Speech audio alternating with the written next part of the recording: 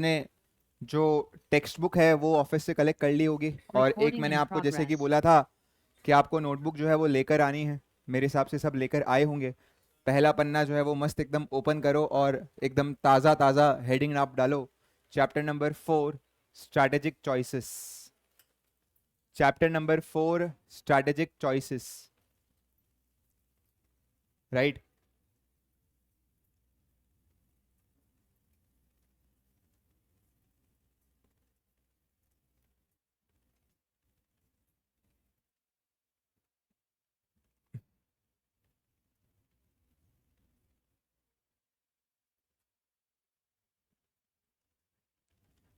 Okay, right. Chapter number 4, strategic choices. इसके पहले आपने वो वाले चैप्टर के नोट्स लिखे थे? ये मैं सितंबर, नहीं सॉरी, जो सितंबर के 7 जैन जो बैठा हुआ था, मैं उसकी बात कर रहा हूँ। यस।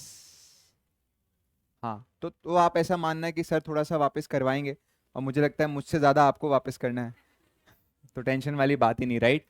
फॉर May 26, क्योंकि ये सब्जेक्ट पहले दिन आज स्टार्ट हो रहा है, तो एक मेरा थोड़ा सा वहाँ पे फर्ज बनता है कि मैं इसका आपको इंट्रो दूं।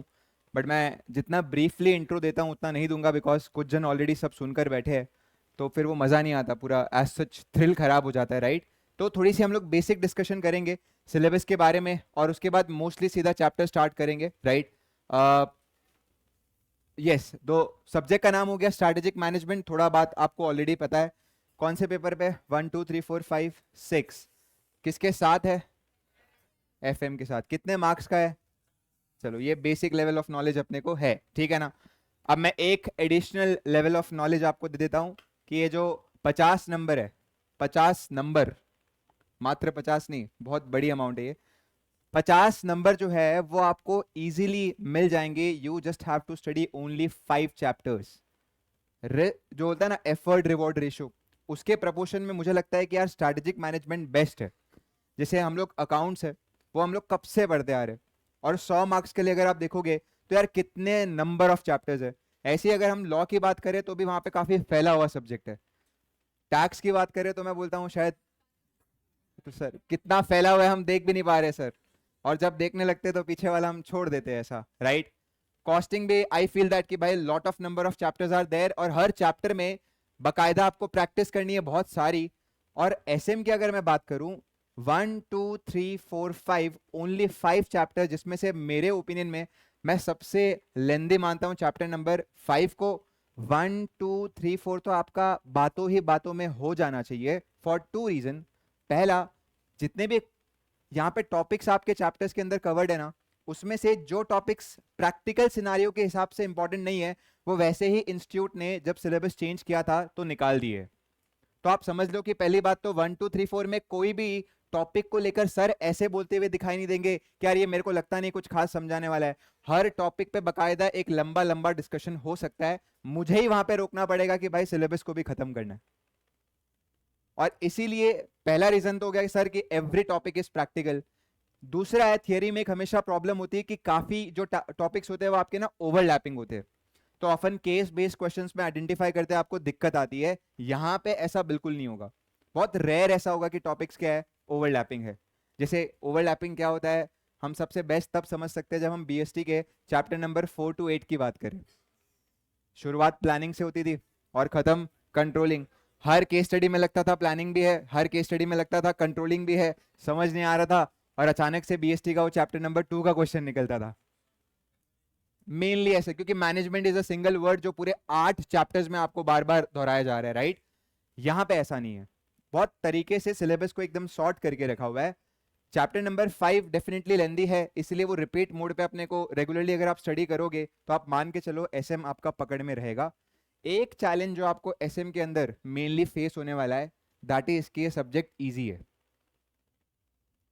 अरे ये तो चैलेंज नहीं हो गया ना, चैलेंज ही हो गया, क्योंकि सब्जेक्ट इजी है तो आप जैसे समझदार लोग जो है वो ये पेपर को लिख रहे हैं, और इस पेपर को जिसको काफी इजी हम लोग मान रहे हैं ना, ये लोग उस बात को इतना एडवांटेजेस में ले रहे हैं कि भाई ये लोग एग्जैक्ट चीजें जो है वो रटते हैं, और जब क्वेश्चंस के अंदर ये चीजें लिखते हैं तो उसके सामने हमारी फेंकी हुई जो लाइनें हैं ना, वो बहुत फीकी फीकी फेंकी फेंकी लगती है।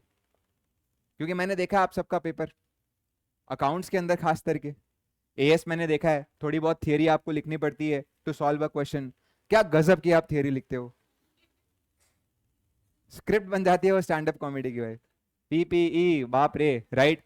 तो इन दैट केस आप जब एसएम के अंदर भी इस तरीके से फेक के आते हो विद द रूल कि सर हेड पॉइंट याद होना इंपॉर्टेंट है, अंदर का खुद से लिखा जा सकता है, जिसने ये वाला परसेप्शन रखा है उसको एसएम के अंदर इजी सब्जेक्ट के अंदर 50 में से खाली मार्क्स जो मिलते हैं इट इज 18-19 मैक्सिमम।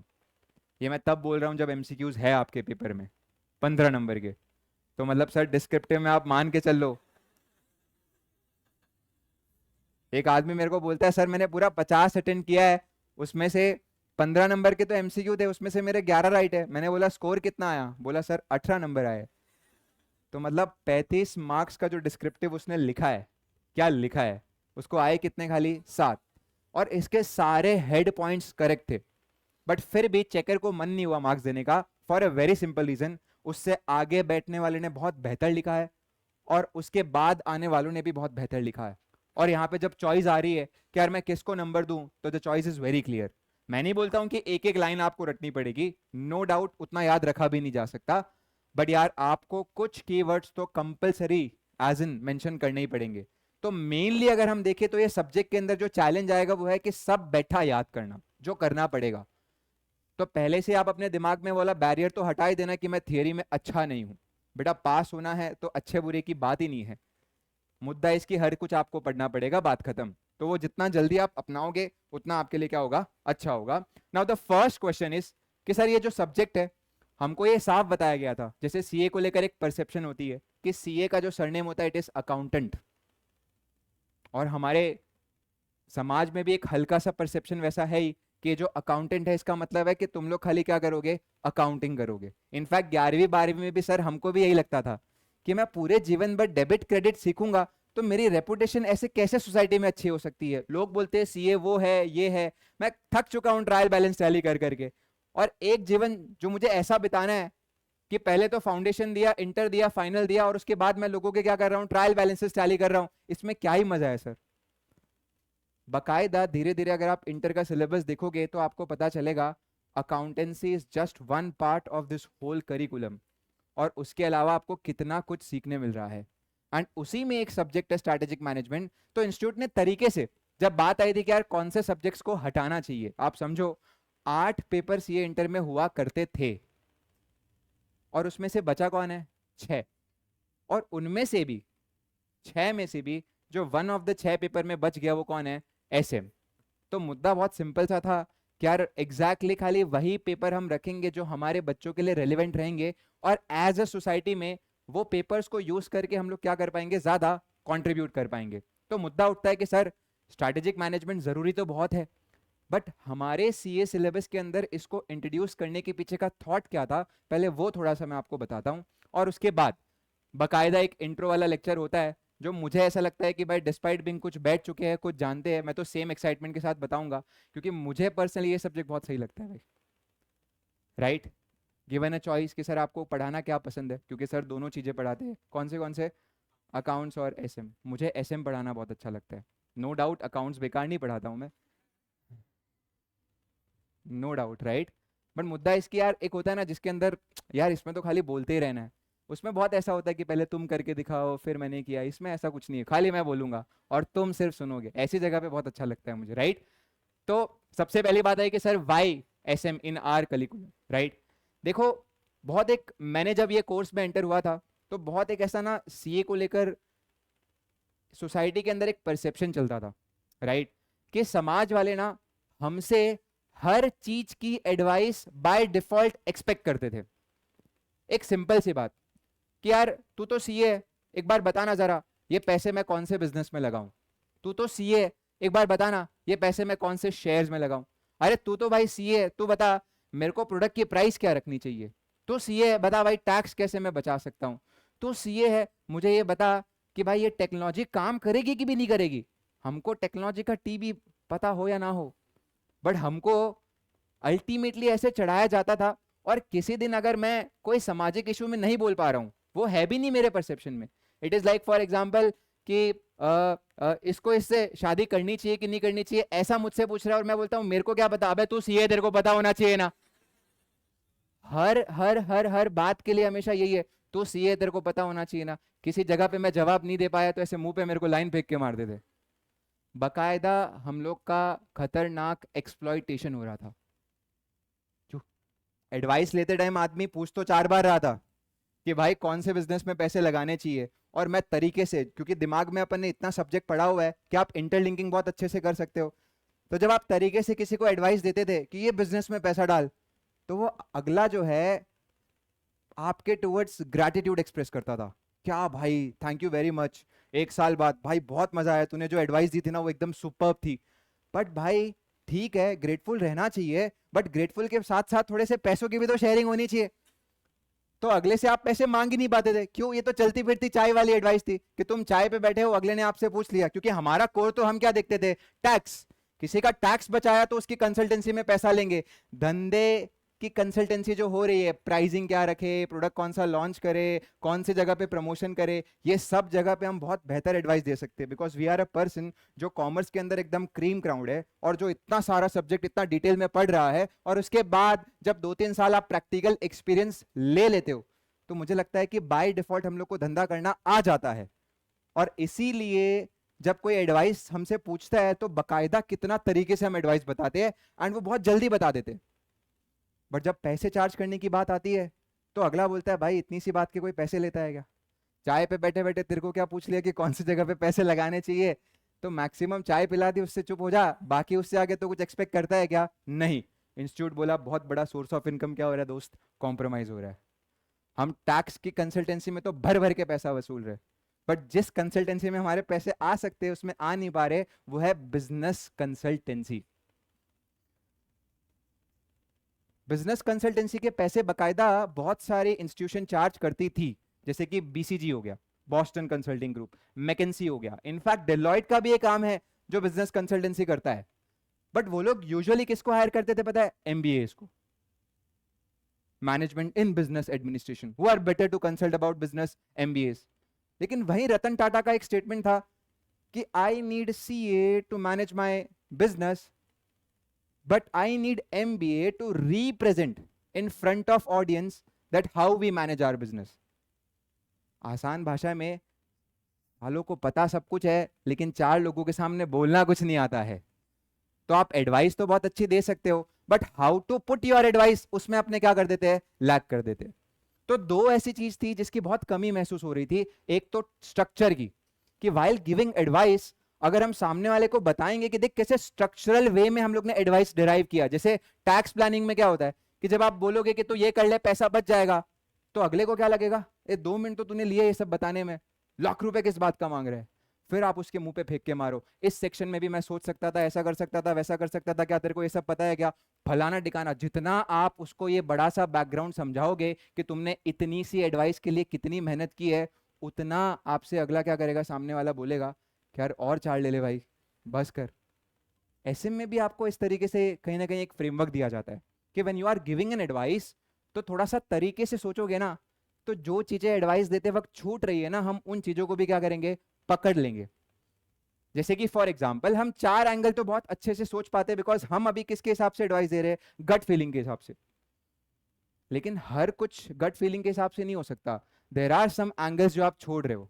और ये कोई प्रोफेशनल का एटीट्यूड नहीं होता कि आप 4 एंगल्स को छोड़कर खाली जो आपको पता है उसके बेसिस पे क्या दे रहे हो, एडवाइस दे रहे हो। तो व्हाट इफ सारे एंगल्स मैंने मेरे डिटेल में स्टडी किए, एक रिपोर्ट बनाई, और फिर रिपोर्ट को सजा के जब सामने वाले को दिया, तो अगले पे ऑटोमेटिक प्रेशर आएगा, भाई इसके पैसे लेगा ये तो स्ट्रैटेजिक मैनेजमेंट आपको तरीका सिखाता है, एक फ्रेमवर्क सिखाता है कि जब तुमसे लोग मांग ही रहे ना एडवाइस कि यार बिजनेस के अंदर मैं कहां एक्सपांड करूं, तो थोड़ा तरीके से सोचो ताकि जो चीजें आपसे छूट रही है ना वो छूटे ना, एंड 4 जनों के सामने अच्छे तरीके से आप अपनी ये बात रख पाओ।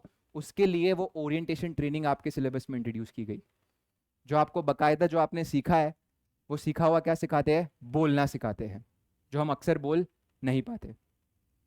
क्या आपको ये बात समझ में आ रही है? तो बेसिक सेंस में हम जो बिजनेस कंसल्टेंसी दे रहे हैं, अभी भी हम ये देते रहेंगे, लेकिन एक स्ट्रक्चर्ड वे में। मैं थोड़ा सा ना आज सोच रहा था कि यार ये सब्जेक्ट के अंदर थोड़ा सा नयापन क्या करना चाहिए ऑफन, क्योंकि एग्जाम्पल तो पुराने वाले हैं अच्छे खासे सेट, बट क्या मैं ऐसा नया करूं। तो मैंने ऐसे सोचा कि भाई एक काम करता हूं, थोड़ा सा ना एक आदत रखूंगा कि हमारे जो भी लेटेस्ट डे का न्यूज़पेपर रहेगा ना, अगर मैंने आपको 4 स्ट्रैटेजी पढ़ाई, तो मैं उस न्यूज़पेपर के पर्टिकुलर आर्टिकल को आपके सामने रख के बोलूंगा कि बताओ यहाँ पे कौन सी स्ट्रैटेजी यूज हो रही है, जिससे तुम्हारी भी प्रैक्टिकल नॉलेज क्या हो, एनहांस हो, और मेरा भी थोड़ा सा नयापन हो जाए। तो मैंने बातों ही बातों में ना ऐसे ही थोड़ा सा, मैं आज न्यूज़पेपर पढ़ रहा था, उसमें इतना प्यारा आर्टिकल मैंने देखा, उसका मैंने स्क्रीनशॉट लिया है कि नहीं लिया है आई गेस रह गया तुमको बताना। बट उस आर्टिकल में जो बात लिखी हुई थी ना, वो बहुत मायने रखती थी कि जो रोल है अकाउंटेंट का वो इवॉल्व हो रहा है, और अब हमारी जो दुनिया है वो सिर्फ बैलेंस शीट को टैली करने तक सीमित नहीं होनी चाहिए, because artificial intelligence is very good at that now.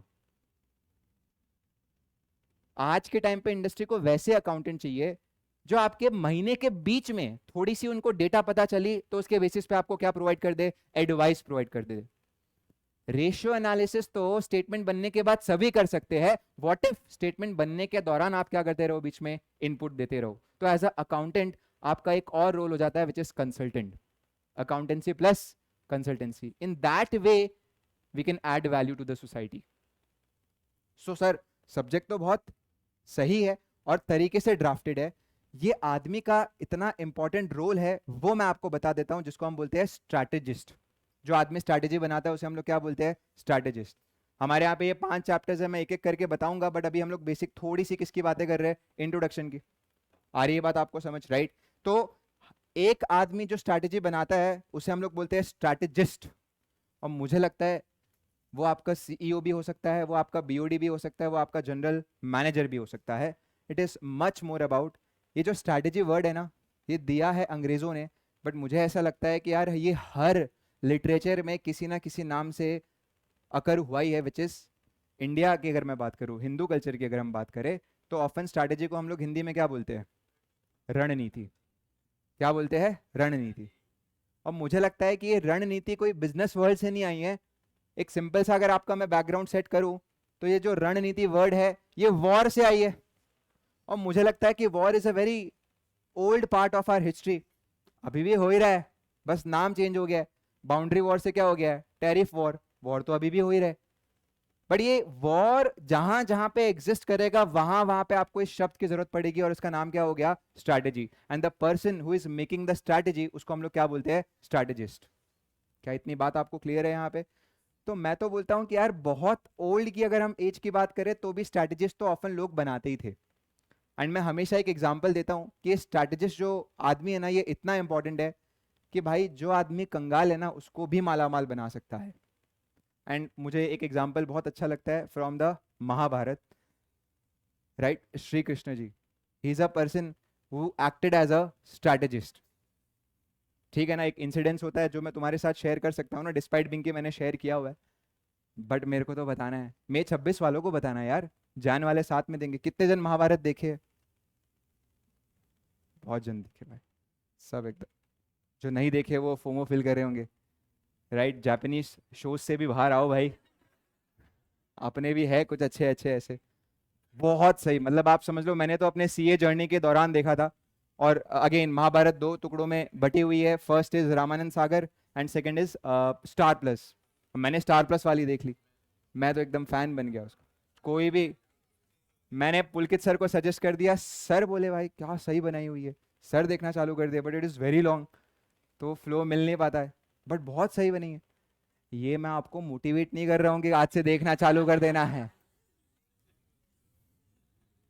कि तुम ऐसा कि सर आप पढ़ने को लेकर तो इतना एक्साइटिंग वे में नहीं बोले, खाते वक्त टप्पू से अच्छा तुम अगर कृष्णा जी और अर्जुन की बातें सुनोगे तो it is good definitely, but खाने के बाद आपको वापस से वही सुनना है जो हम आज पढ़ रहे हैं।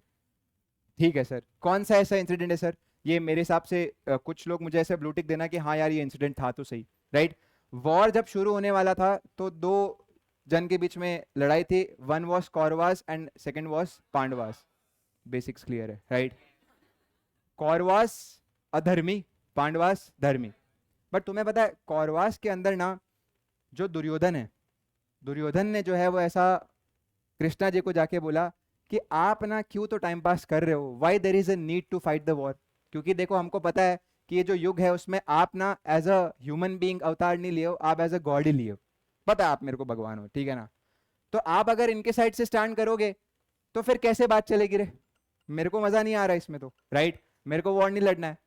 उधर शकुनी बता के भेजा था एकदम, तो दुर्योधन और फिर अर्जुन ने भी बोला कि यार बात तो सही है, आप धर्म वर्सेस अधर्म वाला फाइट कर रहे हो, तो क्या मतलब है जब कृष्णा जी धर्म के साइड होके लड़ेंगे, ऐसा लगेगा ये वन साइडेड वॉर था, कोई मेहनत की नहीं है। और जिस चीज पे मेहनत नहीं की जाती उसका क्या रिजल्ट आप ऐसे इस तरीके से बार बार दोहरा रहे हो कि देखो ये जीते थे वो जीते थे, अरे वो जीतने वाले थे यार, क्या बात कर रहे हैं ऐसा। कृष्णा जी एक सुदर्शन चक्र चलाएंगे, क्या है ये, क्या भीष्म पितामह क्या है ये? ऐसे ऐसे कर रहे हो तो। दुर्योधन बोलता है what is the point in preparing for such war, कि जब आप ऐसा चक्र, it is like institute is preparing from CA final material का पेपर और हम इंटर की पढ़ाई कर रहे हैं बैठकर, तोड़ के रहेंगे तोड़ के रहेंगे, कैसे तोड़ के रहोगे यार, चांस ही नहीं है। तो कृष्णा जी ने बोला let's give a fair chance, कि सुबह सुबह अपने मॉर्निंग में जो मेरे को सबसे पहले गुड मॉर्निंग आके बोलेगा मैं उसके साइड से खेलेगा। दुर्योधन ने बोला फेयर, लेट्स सी। अब उसमें भी क्या, कृष्णा जी तो कृष्णा जी है, ठीक है ना। तो दुर्योधन था कहाँ बैठू कहाँ बैठू, तो उन्होंने जान पूछ के जो होता है ना बीन बैग, बीन बैग अपने सर के पास रखवाया और पैर के पास की जगह क्या रखी, खाली रखी। दुर्योधन आया, उसने बोला आई एम अ किंग, तो which is the better option, बोला नीचे कौन बैठता है रे, ऊपर बैठेगा मैं तो कृष्णा जी के साइड में बैठ गए, बीन बैग पे मस्त एकदम रिलैक्स कर रहा है कि उठेंगे तो मैं पहले बोलूंगा गुड मॉर्निंग। अर्जुन आके देखा, वो बोला कि यार मैं तो इनका दास हूँ, who am I to sit beside him, मैं तो उनके पैरों के नीचे बैठकर मस्त एकदम वेट करूंगा ऐसा। अब डिफॉल्ट सी बात है कि भाई जो आंख खुलती है वो सबसे पहले कहाँ जाती है, पैरों की ओर। तो उन्होंने सबसे पहले किसको देखा, अर्जुन को देखा। तो इन दैट केस अब चॉइस किसको देंगे, अर्जुन को। दुर्योधन बोला चीटिंग है ये तो, पहले कौन आया था, मैं आया था, और आप ऐसे जान पूछ के कर रहे हो, आप उठ के ऐसे भी तो देख सकते थे। ऐसे थोड़ी ना भाई, ऐसे भी तो देख सकते थे। अर्जुन बोला कि यार माधव, मेरे हिसाब से तो मुझे अपॉर्चुनिटी नहीं मिलनी चाहिए, because he was very very firm कि यार दुर्योधन को अगर आज आपने चांस फेयर नहीं दिया ना, तो एट द एंड लोग सच्चे में ये वाली बात बोलेंगे कि ये गलत था, कोई वॉर थी नहीं ऐसा। तो फिर कृष्णा जी ने बोला कि ठीक है अपने एक काम करते हैं, दुर्योधन और तू सामने खड़े हो, मैं इसको चॉइस देता हूँ, but let's be very clear on the terms how I will fight. बोला ठीक है, मैं जिस पक्ष से लड़ूंगा, तुम आ जाओ भाई, मेरे बोले हुए बोल रहे हो तुम लोग इस तरीके से, सुने हुए। मैं जिस पक्ष से लड़ूंगा I will not use the weapons, मतलब चक्र भी यूज नहीं करूंगा, और खाली मैं क्या यूज करूंगा, बोली, ओनली जबान, ठीक है ना। और कोई वेपन्स नहीं यूज करूंगा ना, मैं किसी को ऐसा हेल्प के लिए बुलाऊंगा, ठीक है ना, ऐसे महादेव वगैरह के साथ भी अपना कांटेक्ट तो है, लेट्स बी वेरी क्लियर, वो सोचेगा सर उनको बुलवा लेंगे ऐसा। देखो अभी भी मैं स्टोरी खाली सुनाने की कोशिश कर रहा हूँ, बट वेरी रिस्पेक्टफुली, मैं दिल से मानता हूँ ऐसा, सर सही बात है एकदम, ठीक है। दुर्योधन, और एक बात सुन लो, जिस साइड से मैं लड़ूंगा ठीक उसके ऑपोजिट साइड से मेरी ही नारायणी सेना लगेगी। बड़े बड़े धुरंधर है इसके अंदर, कुछ घोड़े पे बैठे हुए वहां पे, कुछ हाथी पे बैठे हुए, एंड सब शूरवीर है, मतलब भाई लाखों जन थे। दुर्योधन बोला कि वेर आर दे, तो उन्होंने ऐसे खिड़की खोल के दिखाया, देख ये सब है, ठीक है ना। अब यहाँ पे चॉइस दी कृष्णा जी ने किसको, दुर्योधन को, कि नाउ ऑप्शन ए और ऑप्शन बी, राइट, 50-50 कर दिया उन्होंने, ऑप्शन ए और ऑप्शन बी। दुर्योधन बोलता है कि भाई बात करने वाले तो अपनी टीम में वैसे भी बहुत है, और भीष्म पितामह वो चुप नहीं रहते, अपने तो एक गुरुजी भी है, टीचिंग का तो कल्चर ही रहा है, बेटा दुर्योधन ये करो वो करो, एक और ऐड हो जाएगा तो टू मच हो जाएगा, अपने को ऐसे लोग नहीं चाहिए भाई। फिर उसने दूसरी तरफ देखा कि यार क्या मस्त मस्त लोग हैं, इतने सारे घोड़े आ रहे, इतने सारे हाथी आ रहे, और नारायणी सेना उस टाइम पे बहुत प्रसिद्ध थी भाई। तो उसने बोला I will go with the Narayani Sena. तो बाय डिफॉल्ट फिर अर्जुन को क्या मिला, Krishna ji, and Arjun was very happy. यहीं पे तो बात आ रही है ना कि एक आदमी स्ट्रेटेजिस्ट को चूज करके हैप्पी हो रहा है और दूसरा रिसोर्स को चूज करके हैप्पी हो रहा है। एंड ट्रस्ट मी, गलती से भी ये उल्टा हो जाता ना भाई, आज फिर तो कृष्णा जी अगर उस टीम से ना खेलते तो ही होता है ऐसा, वरना तो भाई मेरे को लगता नहीं पांडवास जीतते। क्यों सर? अरे there are so many choices जो बीच में आई थी वॉर के। सबसे पहला दिन आया था आपका chapter number 1, introduction to strategic management, पता है पहला दिन आया था, लव दैट डे। अर्जुन क्या बोलता है? मेरे को लड़ाई नहीं लड़ना है। क्यों नहीं लड़ना रे? बोला सब मेरे परिवार वाले यार, मैं जीत के कर भी क्या लूंगा? What is the point of getting the throne अगर मैं जिसने मुझे पाला है उसको मैं हरा दूंगा, जो मेरा गुरु जिसने मेरे को ये धनुर्विद्या सिखाई है उसे मैं मार दूंगा।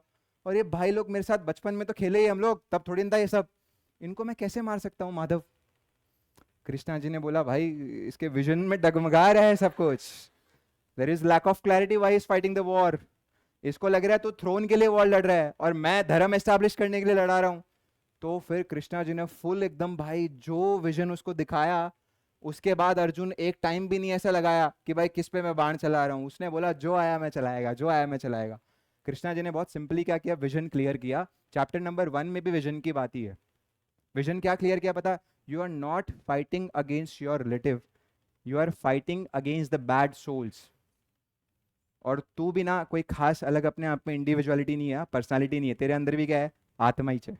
तो थोड़ा आत्मा का पर्सपेक्टिव ले, तू अच्छी आत्मा वो बुरी आत्मा, चलो करो वॉर।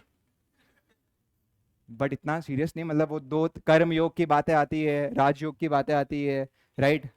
हाँ 3 योग है, यस सर प्लीज, बात ही आज अलग हो जाएगी एकदम, ठीक है ना? यस, बट कर्म योग हो गया, धर्म योग हो गया, और इसके आगे तुम देख लेना, ठीक है ना? बट मुझे ये दो बहुत ऐसा अच्छे लगते हैं ऐसा, राइट? तो पहले दिन उसका विजन क्लियर किया। उसके बाद जब बात आई रिसोर्स एलोकेशन की तो मैं बताता हूं, ठीक है ना? यहाँ पे सामने वाली टीम के पास ना खतरनाक अस्त्र और शस्त्र थे, जिसमें से वन वॉज कर्ण। कर्ण, बहुत एकदम कर्ण के फैन बैठे हैं, right? Karn, Karna was one of them. English इसलिए सॉर्टेड है भाई। Karn is one of them. तुम्हें पता है कर्ण जो है वो उसका एक आदत था, वाई इज कॉल्ड एज कि भाई मैं सबसे बड़ा दानवीर हूँ, क्योंकि महाभारत के ठीक थोड़े से पहले कर्ण क्या कर रहा था, सूर्य भगवान को अर्घ लगा रहा था। अर्जुन के पापा थे इंद्रदेव, तो वो इंद्रदेव जो है वो अलग वेश में अर्जुन से कर्ण से जो है वो क्या एक चीज मांगने आए, विच इज कवच एंड कुंडल। जो भी कवच और कुंडल उनका था वो मांगने के लिए आए थे, किससे? अब नाउ कवच एंड कुंडल का मैं थोड़ा सा बता देता हूँ, मतलब it is unlimited life lines, कोई भी आपको मार रहा है आप मरोगे नहीं, और सारी चीजें ऑटोमेटिक रिकवर हो जाएगी, ठीक है ना? वो कर्ण को मिला हुआ था फ्रॉम सूर्यदेव ओनली। तो उसने बकायदा, उसको पता था कि यार ये अर्जुन के पापा है और मुझसे ये मांग रहे, उन्होंने निकाल के दे दिया। एंड तब अर्जुन के पापा वॉज वेरी हैप्पी, बोला कि देख तूने ये किया है ना, तो लोग मेरे को ऐसे बोलेंगे कि भाई मैं अनफेयर था, देखो एक मैं फेयर प्ले के लिए एक ना बाण देता हूँ। बाण का नाम मेरे को नहीं पता, जरूरी भी नहीं है, तुम्हारे सिलेबस का पार्ट भी नहीं है भाई, हर चीज थोड़ी ना मैं बता सकता हूँ। क्या नाम है? इंद्रास्त्र, यस इंद्रास्त्र, ठीक है, इसी इजी नाम ही था, इंद्र भगवान ने दिया इंद्रास्त्र। इंद्रास्त्र, तो जिसका नाम लेकर ये इंद्रास्त्र चलाएगा ना बचेगा ही नहीं वो। बोला अर्जुन पे भी, अर्जुन पे भी। बोला ठीक है, I know where to locate this अस्त्र ऑन अर्जुन। उसने बहुत बचा के रखा था एकदम बकायदा, एक ही जन को मार सकता है बस, और कोई मार सकता है क्या? नहीं, तो उसका बहुत क्लियर टारगेट था, कौन? अर्जुन। अब भाई शायद 6 या 7 डे था, ठीक है ना? तो एक टाइम ऐसा आ रहा था जहाँ पे दुर्योधन ने बोला भाई ये लोग एक एक करके निपटाते जा रहे हैं भाई, अब एक अर्जुन को तो मारना पड़ेगा, वरना ऑडियंस इज फीलिंग डीमोटिवेटेड, हमने टीम जो है ऐसा कि अरे कैसे जीतेंगे सर, ये मर गए वो मर गए, कुछ तो अपने आप मर रहे हैं, बोलते हैं कि यार मैं गलत कर रहा था। वो कृष्णा जी एक एक को बीच बीच में रोक के समझा रहे हैं कि तू गलत फाइट कर रहा है। तो वो बोला sir very very very extreme point आ चुका है, अभी बहुत हो गया ऐसा, ठीक है ना? अब कुछ करना पड़ेगा। तो दुर्योधन ने बोला कर्ण कल के दिन में अर्जुन के ऊपर वो चला डाल, उनका मेन आदमी जब जाएगा तो it is like a team playing with the Virat Kohli but he is injured, मैं देखता हूँ मोटिवेशन कहाँ से आता है। कर्ण ने बोला डन। अब कृष्णा जी को कानों कान खबर लग गई थी ऐसा कि यार इसका रिसोर्स एक ऐसा है जो हमारे खिलाफ इतना खतरनाक यूज होने वाला है कि अपनी पूरी टीम को ले डूबेगा, बट उन्होंने भी अपना एक रिसोर्स बचा के रखा था। मैं हूं घटोत्कच, दुनिया का सबसे निराला आदमी। घटोत्कच, भीम का पुत्र। यस यस यस यस, बहुत बढ़िया भाई। लोग, ये लोग कहाँ पढ़ाई वढ़ाई में लगे हुए हैं। मतलब भीम का पुत्र। घटोत्कच वॉज अ पर्सन जो भीम का क्या था, बेटा था। बट उसको कृष्णा जी ने छुपा के रखा हुआ था। क्यों? अज्ञातवास के टाइम पे हो गया था, तो वो पता नहीं था कौरवास को कि ऐसा कोई आदमी भी है क्या। राइट? तो कृष्णा जी ने क्या बोला, भीम तेरे को घटोत्कच ने बोला था, जब भी आप दिल से हमें पुकारोगे हम चले आएंगे। Now this is the time कि आप उसे पुकारो। भीम ने बोला डन। भीम ने घटोत्कच को बुलाया। घटोत्कच जो है वो आया, और वो भी शाम या रात के टाइम पे आ गया था। क्यों सर शाम और रात के टाइम पे? क्योंकि राक्षसों की पावर जो है वो शाम या रात को क्या होती है, ज्यादा होती है। और भाई Ghatotkach is such a humongous body. आप समझ लो, आपने क्या, रामायण का जो कुंभ है वो महाभारत में रख दिया है। इतना जाइंट बॉडी है, उससे भी ज्यादा जाइंट बॉडी है, और रात को तो पावर। अब वो भाई जब आया तो कौरवास की सेना एकदम तहस नहस हो गई। ही इज लाइक कि भाई मेरे सामने जैसे ये बॉटल दिख रही है, उससे भी छोटे क्या दिख रहे हैं उसको, सैनिक दिख रहे। तो एक आध सैनिक ऐसे बाण चला रहे। हाँ, एक आध तो ऐसे लेके खाने में मूली खा ली थी। वो एक आध तो ऐसे टूथपिक की तरह यूज कर रहा है वो आदमी। Too much. राइट? उसमें वो ऐसे ले रहा है कि भाई सेना खत्म करनी है। अर्जुन ने अपना पिछला दिन देखा था, एक एक को धड़ाधड़ मार रहा था। घटोत्कच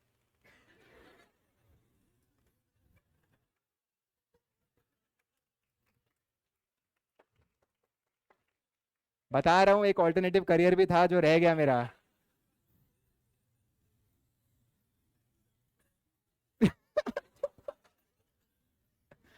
रोक देना मेरे को भाई, अभी तुम, मेरे को खत्म करना है जल्दी से। हाँ, too much overwhelm by this Ghatotkacha. Right? So वो इस तरीके से ऐसे आ रहा था, और उसने क्या किया था, दुर्योधन आके बोला था दिस इज अनफेयर, रात को कैसे आ सकते हो। हालांकि वो लोग भी रात को आए थे 2 दिन पहले, पर दुर्योधन का आके वो इतने नीचे से घटोत्कच को गाली दे रहा है कि भाई तू रात को आ गया, ऐसा सरप्राइज दे दिया। इतना बड़ा सरप्राइज कोई होता है क्या?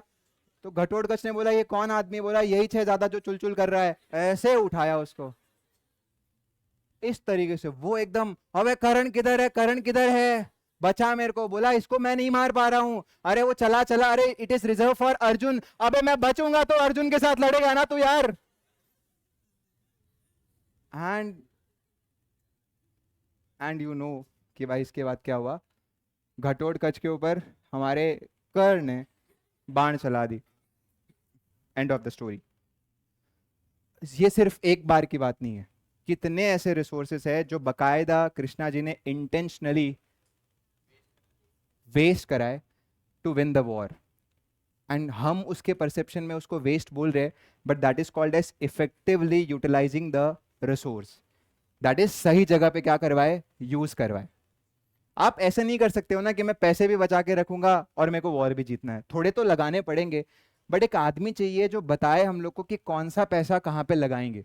Now Corvus is about the story जो मल्टीपल बिजनेसेस के अंदर एक्सपर्ट तो है, बट उसको समझ नहीं आ रहा है कि मैं कैसे इन सारे बिजनेसेस को लेकर कंपीट करूं सामने वाले के सामने। क्यों? बिकॉज इसके पास भी भाई बड़े बड़े प्लेयर है।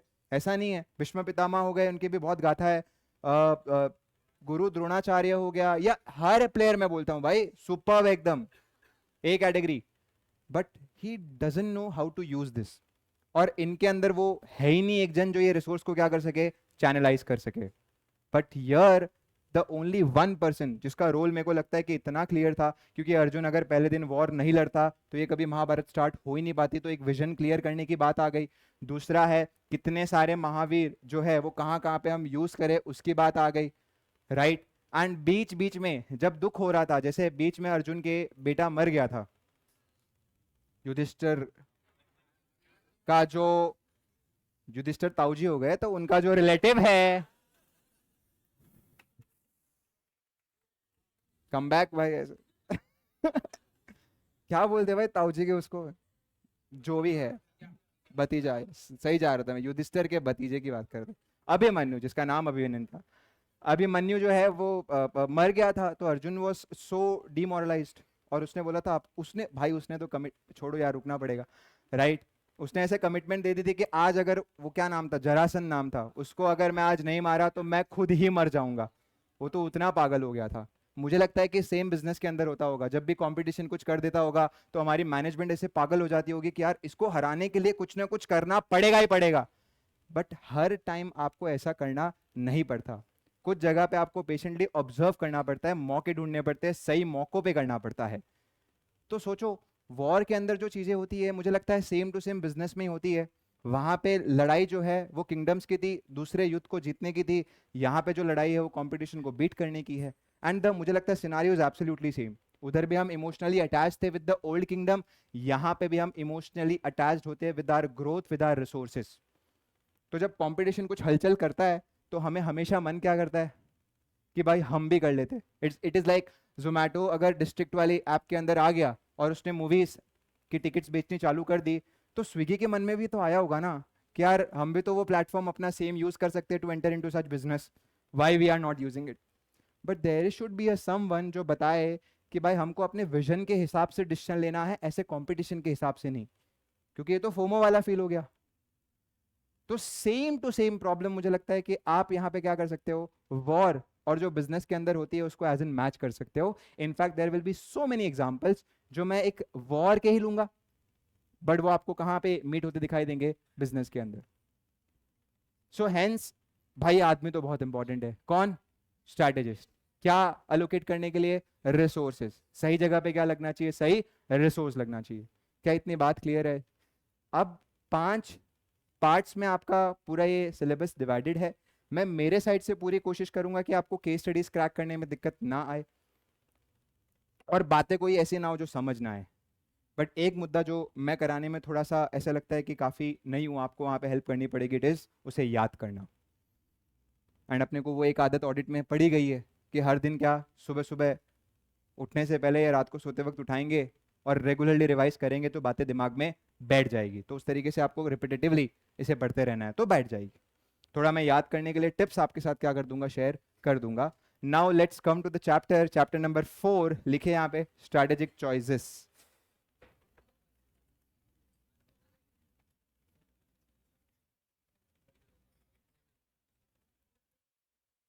हाँ भाई, पहला टॉपिक हम सब लिखेंगे यहाँ पे, levels of strategy.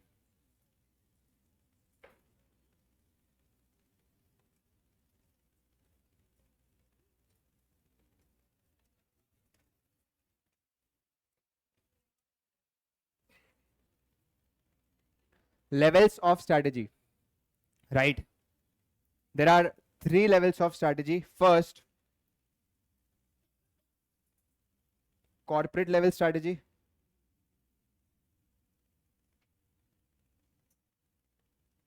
First is corporate level strategy. ये बुक के अंदर हम लोग हर थियरी नहीं लिखेंगे, बस खाली कुछ मेन पॉइंट्स और एग्जांपल लिखने की कोशिश करेंगे, right. Corporate level strategy.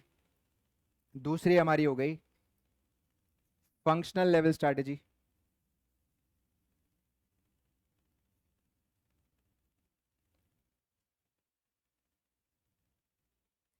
And तीसरी, सॉरी सॉरी सॉरी सॉरी, आप प्लीज आप इस वर्ड को कट कर दीजिए, राइट। यहाँ पे लिखिए business level strategy, okay. And now third is functional level strategy.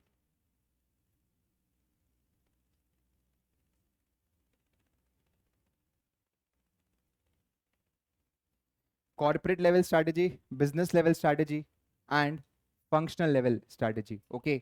ये सीक्वेंस में चलती है, ठीक है। थोड़ा सा मैं आपको पहले आइडिया देता हूं कि ये तीनों लेवल स्ट्रैटेजी क्या है। हालांकि ये चैप्टर नंबर 4 का पार्ट नहीं है, बट कुछ कुछ बातें ऐसी आती रहेगी जो इंटरलिंक्ड है, तो वहां पे कहीं ना कहीं मेरे को ये बेसिक्स आपको क्लियर करने पड़ेंगे, okay. Corporate level, business level और फंक्शनल लेवल। पहली बात तो दिमाग में बहुत क्लियर रखना कि 12th में जो तुम लोग ने टॉप लेवल, मिडिल लेवल और लोअर लेवल पढ़ा हुआ है उससे इसका कुछ लेना देना नहीं है। ये एकदम एब्सोल्युटली क्या है, अलग है।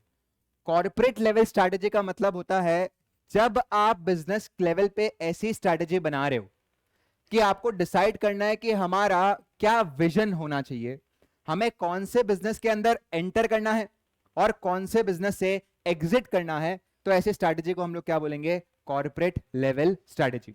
मतलब बड़े लोग बना रहे, जैसे रिलायंस यहां पे डिसाइड कर रहा है, रिलायंस यहां पे डिसाइड कर रहा है कि यार ऑयल में तो अपने हैं, चल एक काम करते हैं टेलीकॉम में जाते हैं, तो मतलब इन्होंने कौन सी स्ट्रैटेजी बनाई है, corporate level strategy.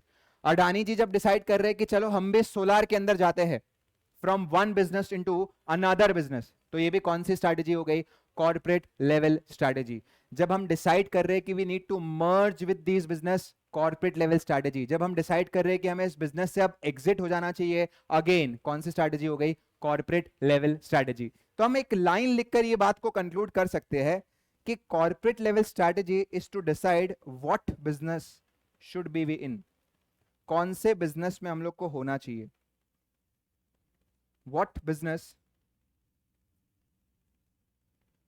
should be we in।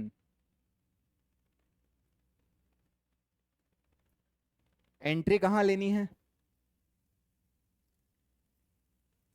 And exit कहां से करना है। एंट्री और एग्जिट डिसाइड करना इज कॉर्पोरेट लेवल स्ट्रैटेजी। कौन से बिजनेस में हम लोग को होना चाहिए, एक बेसिक लैंग्वेज में हम बोले तो वेयर टू compete, कौन सी जगह पे हम लोग को compete करना है। सिंगल सा अगर हम एग्जांपल ले तो अभी रिसेंटली, मतलब थोड़ा टाइम हो गया, हालांकि जोमैटो ने सोचा है कि हम लोग कौन से बिजनेस में आएंगे, टिकट बुकिंग में आएंगे। तो ये जो डिसीजन है, ये कौन सा डिसीजन हो गया, कॉर्पोरेट लेवल का। क्या नाम से आए वो लोग, डिस्ट्रिक्ट, राइट। वैसे ही अगर हम बात करें कि रिलायंस ने अभी रिसेंटली कुछ एक आध साल पहले सोचा था कि हम लोग को कौन से प्लेटफॉर्म में आना है, ओटीटी प्लेटफॉर्म में आना है। किस नाम के साथ आए थे वो लोग, पहले जियो सिनेमा के साथ आए थे, फिर क्या बना वो, जियो हॉटस्टार। तो जियो सिनेमा के नाम से आना is corporate level, Jio Hotstar का बनना इज ऑल्सो कॉर्पोरेट लेवल। आ रही है बात आपको समझ, दोनों ही कॉर्पोरेट लेवल है। मर्ज करना भी कॉर्पोरेट लेवल में आता है और बिजनेस के अंदर एंटर होना भी कॉर्पोरेट लेवल में। थोड़ा सा मैं क्लास की ना अवेयरनेस चेक कर रहा हूँ, एक्टिवनेस चेक कर रहा हूँ। रीसेंट मुझे एक आध एग्जाम्पल आप दीजिए जो हम बोल सकते हैं कि भाई कॉर्पोरेट लेवल स्ट्रैटेजी में आ सकते हैं। आपने रिसेंट कौन सा ऐसा न्यूज में पढ़ा कि भाई इस बिजनेस ने इस बिजनेस के अंदर एंट्री मारी है, किसी एग्जिस्टिंग बिजनेस ने किसी एग्जिस्टिंग बिजनेस में एंट्री मारी है। जरा दिमाग लगाइए टू सी दैट कि तुम कितना अवेयर रहते हो। रिलायंस ने सोलार में एंट्री मारी है, वेरी गुड। रिलायंस तो आपको हर महीने कॉर्पोरेट लेवल स्ट्रैटेजी का एग्जांपल दे सकता है, आपके लिए तो वो ऐसे एंटर करता है, राइट। बहुत बढ़िया। और रिलायंस हैमलीज के साथ टाई अप किए थे, अजोटे लाना, that is also an example of corporate level strategy. It is about deciding where to compete, compete कहां करना है, हजार जगह है सर, उनमें से कौन से धंधों में घुसना है। आसान भाषा में क्या बोलेंगे, कौन से धंधों में घुसना है। अब देखो एक बात बताओ, अगर जोमैटो और रिलायंस ने डिसाइड कर दिया कि हम लोग को ये बिजनेसेस में घुसना है, तो वहां पे कस्टमर जो है एकदम ओपन आर्म के साथ बैठे हुए हैं क्या कि अरे सर आप आए हो अब तो आपसे ही खरीदेंगे, किसी और से नहीं खरीदेंगे। The answer is no. हर बिजनेस में आपको प्रूव करना पड़ता ही है घुसते वक्त कि आप वहां पे लायक हो कि नहीं। अब जब जोमैटो जो है वो डिस्ट्रिक्ट को लाया, तो हम लोग ने डिस्ट्रिक्ट जो है उससे बुक करना स्टार्ट थोड़ी ना कर दिया। अभी भी उनके पास कौन था, बीएमएस था, बुक माई शो था, जो सबसे बड़ा क्या था, कंपटीशन था। तो यहां पे ना बिजनेस लेवल वाले का काम हो गया कि जब कॉर्पोरेट लेवल वाले ने डिसाइड कर दिया वेयर टू compete, तो हम डिसाइड करेंगे on how to compete। It is like भाई ने बोला किधर compete करेंगे, मैं बताऊंगा कैसे compete करेंगे। आ रही है बात आपको समझ, मैं बताऊंगा कैसे compete करेंगे। मतलब कुल मिलाकर business level strategy is all about किसको हराना, वहां की कंपटीशन को हराना,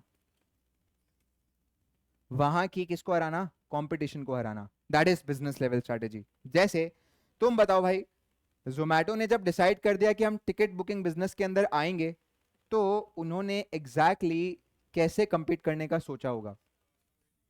हाँ, first movie ticket is free, बहुत बढ़िया। और क्या, ए रुकना, हाँ तो मतलब कुल मिलाकर अभी ऐसे जाने वाले हो क्या तुम, स्कीम्स लाई सर, सेल्स प्रमोशन स्कीम। और दृश्य क्या कह रहे हैं इसने? कूपन स्कीम्स एक कैटेगरी में डाल दिया अपन ने। और बताओ, फूड के वाउचर्स फ्री में दिए, हमको मिले नहीं बट ठीक है। सबसे ज्यादा बिजनेस लेवल वालों ने ना क्या सोचा था जोमेटो के लिए पता है क्या?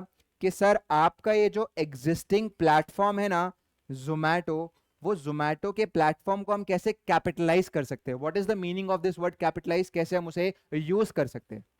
कि जोमेटो में अगर आप फूड ऑर्डर करोगे तो आपको डिस्ट्रिक्ट का एक वाउचर क्या मिलेगा? फ्री मिलेगा। तो खाना तो हमसे मंगाता है बट जा भी ना पिक्चर देखने के लिए, और मैं क्या करूंगा, तेरे को खाना मंगाने के लिए फ्री टिकट दूंगा, लेकिन देखो बुक कहां से करनी पड़ेगी? From the district app. That is the first scheme. और इसने क्या किया, एक और चीज कर ली इसने ना। उस वक्त अगर देखा जाए तो टिकट बुकिंग सिर्फ एक जन नहीं हैंडल करता था, दो महारथी थे। एक था पेटीएम और दूसरा क्या था? बुक माई शो। उसने बोला बुक माई शो को तो हम नहीं खरीद सकते भाई, वो इतना बड़ा प्लेयर है, अपने से बड़ा प्लेयर है उस मामले में, लेकिन ये पेटीएम बहुत फैला हुआ है, इसको फर्क नहीं पड़ता कि इसको एक ये अपने छोटे से यूनिट का क्या मिलता है। बट लोग पेटीएम से काफी मूवीज क्या करते थे? बुक करते थे। तो जो पेटीएम के अंदर मूवीज बुकिंग करते थे उसका प्लेटफॉर्म डिस्ट्रिक्ट ने साथ में लेकर बोल दिया, कोई भी अगर पेटीएम पे मूवी बुक करने जाता है तो उसको सीधा कहां पे चैनलाइज कर देना? To the district. That is their strategy to beat the competition. उसके अलावा भी बहुत लाए होंगे, to tie up with the different different event players, जिनको बोल दिया एक्सक्लूसिवली आपकी टिकट्स क्या करेगी? हमारे प्लेटफॉर्म पे बिकेगी। ये भी तो वन ऑफ द क्या हो सकती है? आपकी स्ट्रेटेजी हो सकती है कि कोल्ड प्ले का कॉन्सर्ट आ रहा है, कोल्ड प्ले सर कहां मिलती है टिकट? बुक माई शो पे तो नहीं मिलती है, कहां मिलती है सर? फिर डिस्ट्रिक्ट ऐप पे।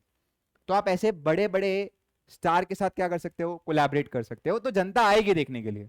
It is a good collaboration. ऐसे बुक माई शो भी करता है। इसको हम बोलते हैं, हम क्या बने इसके पता है? Exclusive partner, exclusive distribution partner. तो आप ऐसी तकनीक यूज कर सकते हो। मुझे ये बताओ, रिलायंस ने जब सोचा होगा कि हम ओटीटी प्लेटफॉर्म पे आएंगे तो कैसे हम कंपीट करेंगे, उनके रिगार्डिंग भी तो कुछ सोचना होगा। रिलायंस जियो की बात नहीं कर रहा हूं, सिम की बात नहीं कर रहा हूं, this is a platform which is OTT platform. तो उनका बिजनेस लेवल स्ट्रेटेजी क्या होगा बताओ?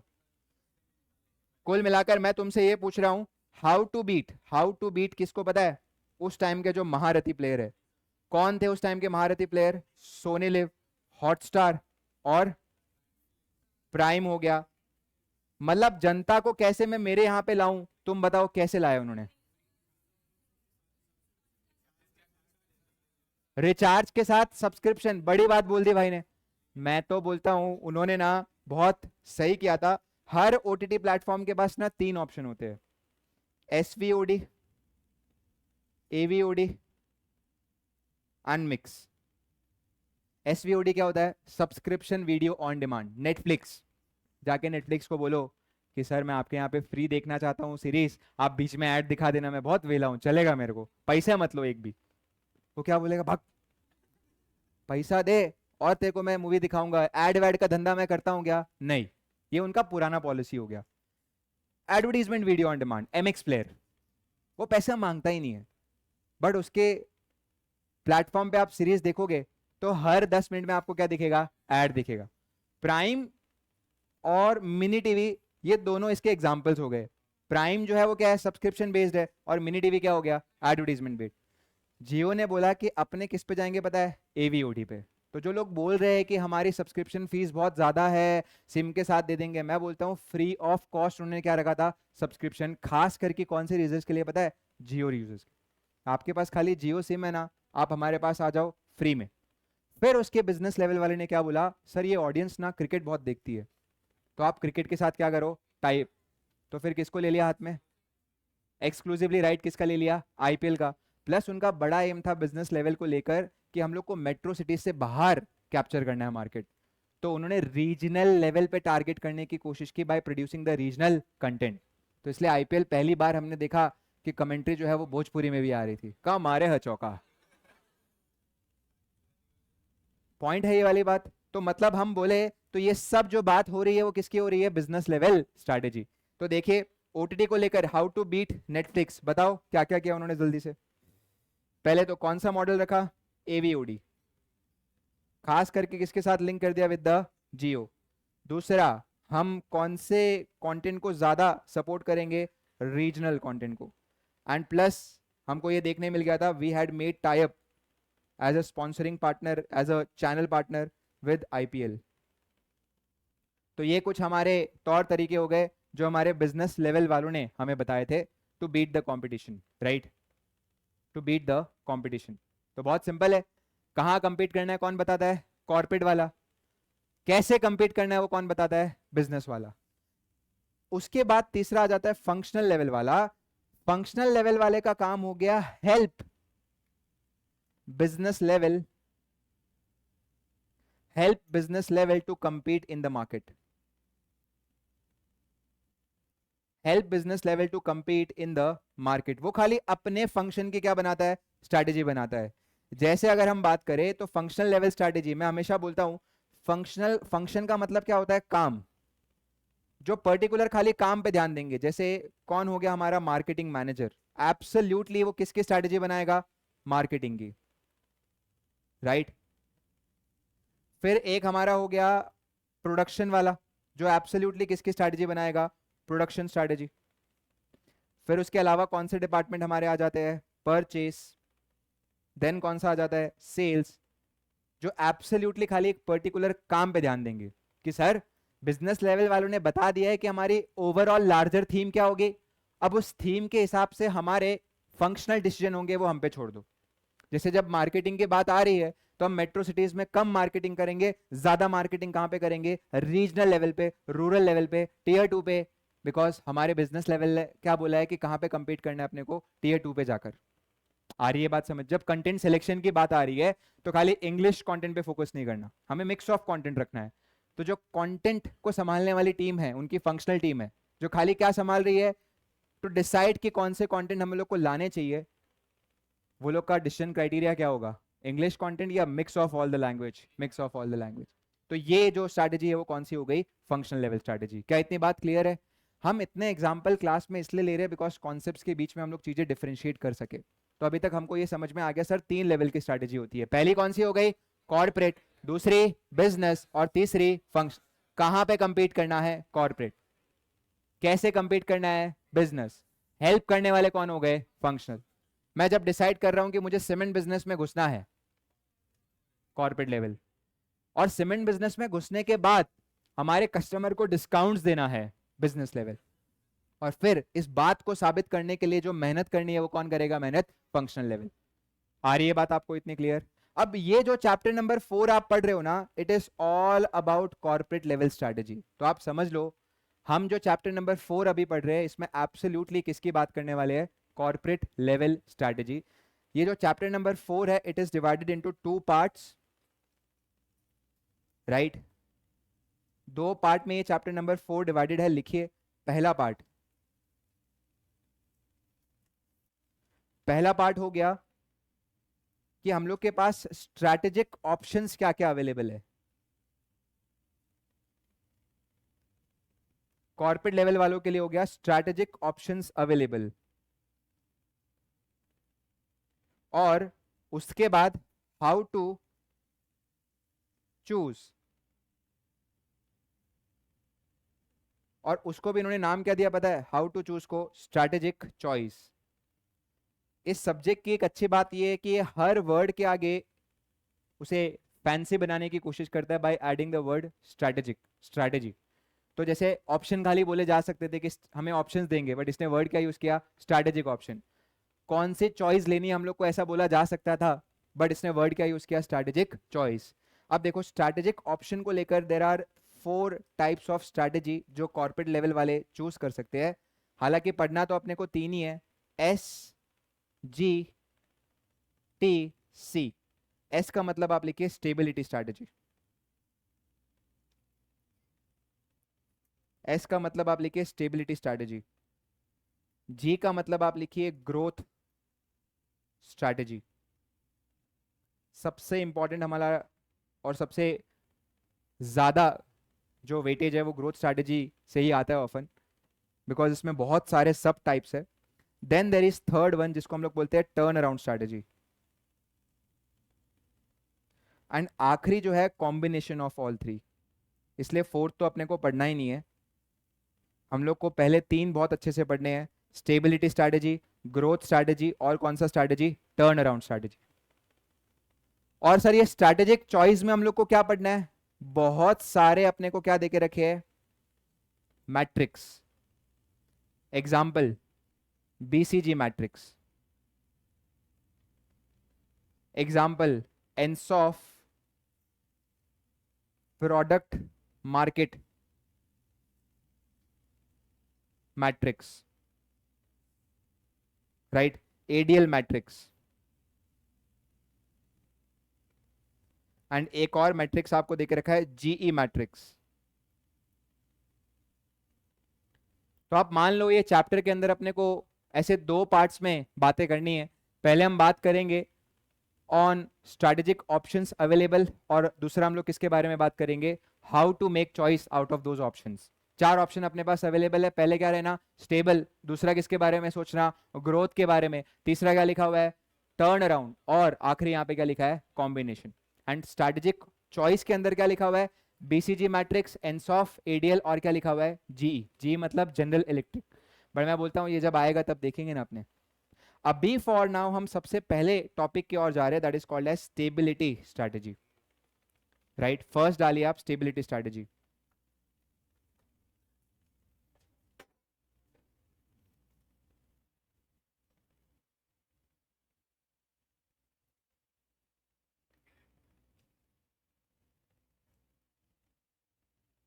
Right, stability strategy. हम थोड़ा बेसिकली पहले इसको समझ लेते हैं, और उसके बाद एक बार मैं आपको रीडिंग कराऊंगा बुक की, एंड फिर कुछ मेन पॉइंट्स अपने यहाँ पे लिखकर उसे कंक्लूड करेंगे, राइट? स्टेबिलिटी स्ट्रैटेजी एक मैं बेसिक ओवरव्यू दे रहा हूं, ठीक है ना? मैं तीन स्ट्रैटेजीज के बारे में यहाँ पे बता रहा हूं। स्टेबिलिटी, फिर उसके बाद सेकंड हम लोग की हो गई ग्रोथ, और थर्ड कौन सी हो गई? Turn around. मैं ग्रोथ सबसे लास्ट में पिक करूंगा बिकॉज उस पर अपने को पूरा दिन लग जाएगा, बिकॉज बहुत सब टाइप्स है। तो मेन अपने पहले और थर्ड को खत्म करेंगे, स्टेबिलिटी और टर्न अराउंड। आ रही है बात आपको समझ? स्टेबिलिटी स्ट्रैटेजी बोलता है कि सर आप यहां पे अपने बिजनेस को स्टेबल करने की कोशिश करो, ना आगे बढ़ना है ना पीछे हटना है। ऐसी स्ट्रैटेजी को हम लोग क्या बोलते हैं? Stability strategy. ग्रोथ स्ट्रैटेजी बोलता है कि सर हम लोग को अपने बिजनेस में क्या बढ़ना है? आगे बढ़ना है। और टर्न अराउंड बोलता है कि सर हालत बहुत खराब हो रही है, लॉसेस पे लॉसेस हो रहे हैं, लॉसेस पे लॉसेस हो रहे हैं, there is a strong need कि हम लोग अपने वापस से बिजनेस में क्या करें? कम बैक करें। तो उसे हम लोग क्या बोलते हैं? Turn around. I guess turn around word ही यहां से आया, कम बैक करना। ये बात क्लियर है यहाँ पे? तो सर हमको सबसे पहले तो ये समझना है ये स्ट्रैटेजीज क्या है, और उसके बाद केस स्टडी में आपको ना क्लाइंट्स को सजेस्ट करना पड़ेगा कि इनमें से कौन सी स्ट्रैटेजी उसे चूज करनी चाहिए। क्या उन्हें स्टेबिलिटी चूज करना चाहिए, या ग्रोथ, या टर्न अराउंड? तो हम यहाँ पे थोड़े से केस स्टडी को लेकर जो इनपुट्स अपने काम के हैं वो बीच में क्लास में डिस्कस करते जाएंगे। अब तुम सीधा सा बता दो, स्टेबिलिटी स्ट्रैटेजी मैं बोलता हूं किस आदमी के लिए पता है? मैं तुमसे एक क्वेश्चन पूछूंगा और अपने को पता चल जाएगा स्टेबिलिटी कौन अडॉप्ट करता होगा, राइट? हम ना वॉर से इस बात को रिलेट करते हैं। लेट्स से फॉर एग्जांपल हम एक किंगडम के राजा है, हम सब वो खेलते ही ना मेरे हिसाब से क्लैश ऑफ क्लैंस या Age of Empires. I guess वही सब अपना काम रहता है, बैठकर उधर किंगडम बनाते रहो, घर तो खरीदना है नहीं अपने को, वहां पे बैठकर खरीद रहे अपने हैं। बट मेनली क्या होता है? कौन खेलता है क्लैश ऑफ क्लैंस? अरे मैं ऐसे क्रिटिसाइज नहीं करूंगा, it's a very strategic game, I feel that. दृश्य क्या होता है उसके अंदर बता दे, थोड़ा हमें कॉन्टेक्स्ट दे दे। बेस बनाना होता है, मतलब किला बनाना होता है, इस फोर्ट, उसके आसपास आप समुंदर नहीं सॉरी पॉन्ड लगा सकते हो, ऐसे वॉल्स लगा सकते हो, मगरमच्छ बिठा सकते हो, ऐसा कुछ नहीं है। मैं अलग खेल लिया फिर। हाँ, वॉल्स आप लगा सकते हो, एंड उसके बाद मेरे हिसाब से अपने डिफेंस में कुछ ऐसे घोड़े हो गए, कुछ अलग अलग टाइप के सिपाही हो गए। बेटा कुछ लेकिन तू लगाएगा ना आसपास। एक्चुअली मैंने एज ऑफ एम्पायर खेला है, तो मैं उस कॉन्टेक्स्ट में बता रहा हूँ। मैं क्लैश ऑफ क्लैंस तक कमाने वाली उम्र में पहुंच गया था, मेरे को लग गया था इधर से नहीं होगा, असल में कमाना पड़ेगा। तो मैंने एज ऑफ एम्पायर खेला, बट वो सेम सेम का ही है। आप अपने किंगडम को बिल्ड करते हो, और जब तैयार होते हो तो आप दूसरे किंगडम पे क्या करते हो? अटैक करते हो। अब मैं क्या बोलता हूँ, सपोज हम क्लैश ऑफ क्लैंस का एग्जांपल ले लेते हैं, वॉर का। आप यहाँ पे अपने किंगडम में बहुत अच्छी सेना बना रखे हो, और आपने बोला वो वक्त आ गया है कि एक काम करते हैं, अपने एक एक किंगडम के ऊपर अटैक करते हैं। आपने यहाँ पे अटैक किया पड़ोसी किंगडम पे, वो आपका हो चुका है। फिर ये वाले पड़ोसी किंगडम पे, वो आपका हो चुका है। उसके आगे गए, वो आपका हो चुका है। लेकिन इसके दौरान तुम बताओ, क्या तुम खाली मारोगे या मरोगे भी? कुछ सेना आपकी भी क्या हुई है, ऊपर नीचे हुई है, बस खाली जगह आपको मिल गई है, उसकी सेना नहीं बची होगी, तब जाके आपको वो जगह मिली होगी। अगला सरेंडर कब करता है? जब कुछ बचा ही नहीं है बचाने को। तो आपका तो बहुत कुछ खो चुका है ना आपने, उसको पाने को। तो अब मैं बोलता हूं कि भाई तुम लोग को दो चॉइस देता हूं, तुम बताना एग्जैक्टली कि आप क्या चूज करोगे। चॉइस नंबर वन, कि एक बहुत बड़ा किंगडम दिख रहा है, let's attack on that kingdom. या दूसरा है, सर अभी थोड़ा शांत रहते हैं, ये जो बखेरा अपना इकट्ठा हो चुका है इसको समेटते हैं, वापस से अपने किंगडम को क्या करते हैं, बिल्ड करते हैं, तैयारी। और उसके बाद जब मौका आएगा तो अपने क्या करेंगे, ऐसी एक्सपांशन करेंगे। तुम बताओ विच इज बेटर चॉइस। बस उसी को मैं क्या नाम देता हूं, स्टेबिलिटी स्ट्रैटेजी। स्टेबिलिटी स्ट्रैटेजी का मतलब ये हो गया कि भाई एक कंपनी है जिसने खतरनाक एक्सपांशन किए हुए, इसको खरीदा उसको खरीदा, खरीदते जा रहा है भाई जो उसकी तरह, खाली खरीदते जा रहा है रैंडम एकदम। वो बोलता है कि मैं तेरे को compete करूंगा, खरीद लिया, अरे। बट इसके आगे एक होता है ना कि इनको अपने को क्या करना है, मैनेज भी करना है। तो यहाँ पे स्टेबिलिटी स्ट्रैटेजी उस स्ट्रैटेजी का नाम हो गया जो बोलता है कि सर अब थोड़ा रुकते हैं, और जो चीजें आपने इकट्ठा की है ना उसे कंसोलिडेट करने की कोशिश करते हैं, मतलब हमारे बेस्ट वे में कैसे वो काम आ सकती है। तो एक आदमी ने बोला ये तो मतलब तुम लोग को टाइम पास करना है, कुछ करना नहीं है। अरे it is not a do nothing strategy, it is do something strategy. Sir क्या करने की कोशिश कर रहे हो? मैं यहाँ पे सबसे पहली बात, मैं अपने एग्जिस्टिंग बिजनेस के अंदर कहाँ कहाँ पे बेमतलब के खर्चे हो रहे हैं वो खर्चे कट करने की कोशिश कर रहा हूँ, which is in English operational efficiency build करने की कोशिश कर रहा हूँ, कि मेरे ऑपरेशनल क्या बने, एफिशिएंट बने। हम मतलब एक बड़ी लड़ाई के लिए क्या कर रहे हैं, अपने आप को तैयार कर रहे हैं। तो पहला क्या होगा, जहां जहां पे भी वेस्टेड खर्चा हो रहा है वो क्या कर रहे हैं आप, काटने की कोशिश कर रहे हो। सेकंड, तुम यहाँ पे आसपास इसे ऑब्जर्व कर रहे हो कि कोई आप पे हमला तो नहीं कर रहा।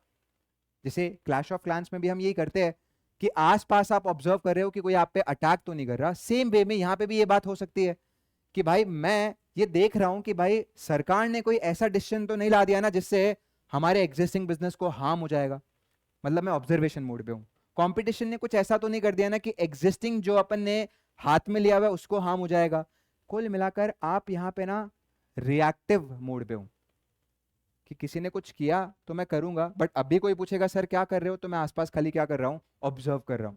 कोई पूछेगा सर कोई नए बिजनेस में एंटर करना है क्या, नहीं, कोई नया बिजनेस रीडिफाइन नहीं करना, जो चल रहा है वैसे चलने दो।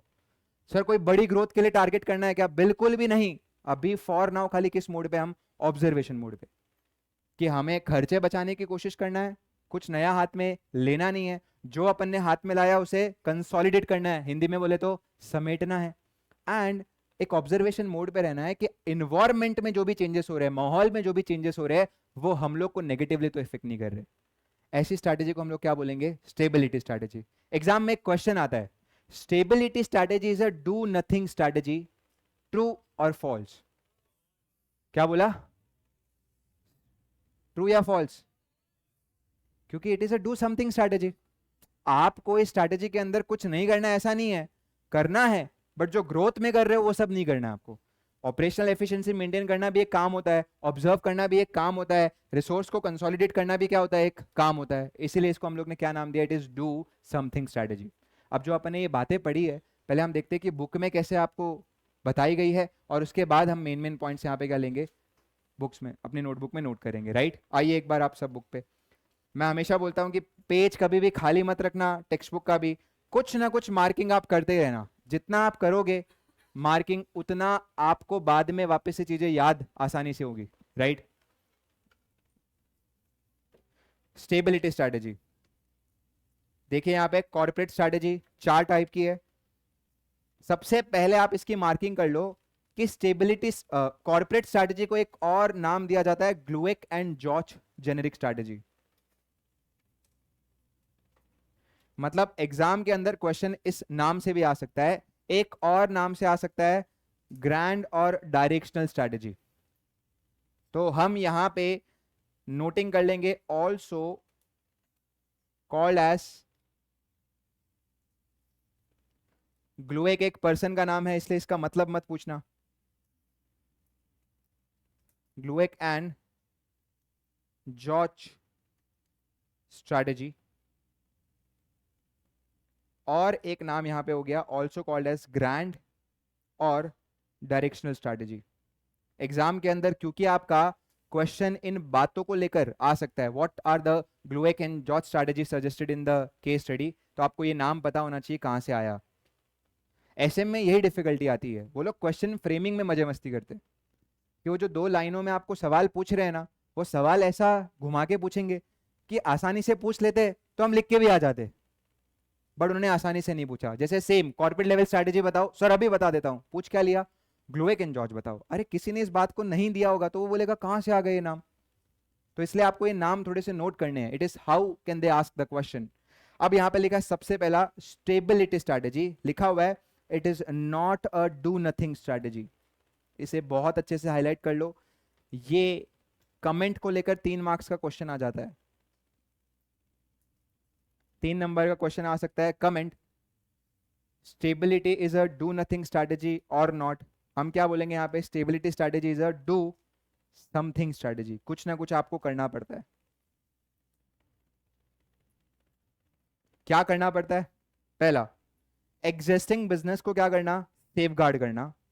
जो ऑब्जेक्टिव्स या जो हमारे विजन पहले से हम लोग ने बार बार टेस्ट करके रखे हुए, उन्हें हम परस्यू करेंगे। कुल मिलाकर दे आर सेइंग कुछ नया नहीं करना है, कुछ नया नहीं करना, जैसा चलता आ रहा था वैसे चलने देना, to continue the chosen path. But इसमें एक काम आपको जो करना है, इट इज टास्क 1। टास्क 1 क्या लिखा हुआ है, to maintain operational efficiency. Efficiency का मतलब क्या होता है, कॉस्ट कम करने की कोशिश करना। ऑपरेशन जो भी आप कंडक्ट कर रहे हो, परचेस, सेल्स, हर जगह पे कैसे हम खर्चा बचा सकते हैं। And to consolidate the commanding position already reached. इस लाइन का मतलब क्या हो गया, हम जो इस इंडस्ट्री में इतना ऊपर पहुंच चुके हैं, अब हमको रिसोर्सेस को प्रॉपरली समेटने का टाइम आ चुका है। जैसे बहुत एक मैं सिंपल सा एग्जांपल देता हूं कि जब एलॉन मस्क ने ट्विटर को अक्वायर किया, तो ट्विटर जो है पहले 300 जनों के द्वारा मैनेज हो रहा होगा। तो इलॉन मस्क ने बोला कि यार आई डोंट नीड 300 पीपल्स, मेरे को तो लगता है 30 जनों से भी काम हो सकता है। तो जब आपने ग्रोथ के अंदर अलग अलग एक्सपांशन किया होगा ना, तो रिसोर्स कंसोलिडेट करने का मतलब क्या हो गया पता है, कहां कहां पे बेमतलब का खर्चा हो रहा था उसे हम लोग क्या करते हैं, कट करवाने की कोशिश करते हैं, ताकि हमारा रिसोर्स क्या हो जाए, सही जगह पे काम आए। दैट इज कंसोलिडेट, मतलब इकट्ठा करके प्रॉपर यूज करना। To consolidate the commanding position already reach. And last में लिखा हुआ है जो आपने रिसोर्स बिजनेस में डाल के रखा हुआ है, resource committed into the business, that is investment, आप उस पर रिटर्न को ऑप्टिमाइज कर रहे हो। ऑप्टिमाइज कर रहे हो मतलब मैक्सिमाइज कर रहे हो कि कैसे हम लोग सेम बिजनेस में रहकर रिटर्न को मैक्सिमाइज कर सकते हैं, राइट। तो आपको यहां पे सबसे पहले डू नथिंग स्ट्रैटेजी आया, तो ये सारे पॉइंटर्स लिख के आने हैं, ओके। फिर लिखा हुआ है कब परस्यू की जाती है, ये हम लोग को ना केस स्टडी सॉल्व करने में हेल्प करेगा। जहां पे भी आपको दिखे ना एप्लीकेबिलिटी या कब परस्यू की जाती है, मतलब वो हिडन पॉइंट्स है जो आपको केस स्टडी में पहचानने में हेल्प कर सकते हैं। सबसे पहले लिखा हुआ है हम यहां पे कब परस्यू करें स्टेबिलिटी, जब कंपनी ने डिसाइड किया to continue into the same market and deal in the similar product. Product भी चेंज नहीं करना, मार्केट भी वही रखना है, मतलब माल इंडिया में ही बेचना है और जो बेचते आ रहे थे वही सेम बेचना है, कुछ नया हाथ में नहीं लेना। ये स्ट्रैटेजी टिपिकली उन फर्म्स के लिए है जिसका प्रोडक्ट कौन सी स्टेज पे पहुंच चुका है, maturity stage of product life cycle. ये एक बहुत इंपॉर्टेंट लाइन है जो एमसीक्यू के लिए आ सकता है कि अगर आपका प्रोडक्ट मैच्योरिटी स्टेज पे पहुंच चुका है तो कौन सी स्ट्रैटेजी आपकी होनी चाहिए, इट इज स्टेबिलिटी स्ट्रैटेजी। या आपके पास सफिशिएंट मार्केट शेयर आ चुका है, अब आपको कुछ नया मार्केट शेयर हाथ में नहीं लेना, आपको उसे क्या करना है, खाली रिटेन करना है, राइट। हमें अपडेटेड रहना है कि डायनामिक या वॉलेटाइल बिजनेस के अंदर जो भी क्या हो रहे हैं, चेंजेस हो रहे हैं, वो चेंजेस को लेकर हम क्या रहे, अवेयर रहे। कुल मिलाकर यहां पे बोला जा रहा है हमारे पेस्टल इन्वायरमेंट में जो भी चेंजेस हो रहा है उनको लेकर क्या रहना, अवेयर रहना। पेस्टल क्या होता है मेरे हिसाब से सबको क्लियर है, political, economical, social, technological, legal और इकोलॉजिकल एक होता है अलग से। वो हम लोग ने बीएसटी में नहीं पढ़ा होगा, बट ईपी में शायद लोगों ने पढ़ा होगा। तो कुल मिलाकर पेस्टल एनालिसिस करना, मतलब आसपास क्या हो रहा है वो ध्यान रखना। स्मॉल ऑर्गेनाइजेशन ये स्टेबिलिटी स्ट्रेटेजी फॉलो कर सकता है to consolidate their market position and prepare for the launch of growth. कुल मिलाकर तुमने ऑलरेडी काफी एक्सपांड कर लिया, लिखो यहां पे ऑलरेडी, ऑलरेडी काफी एक्सपांड कर लिया। अब रिसोर्स रिकलेक्ट करने का समय है।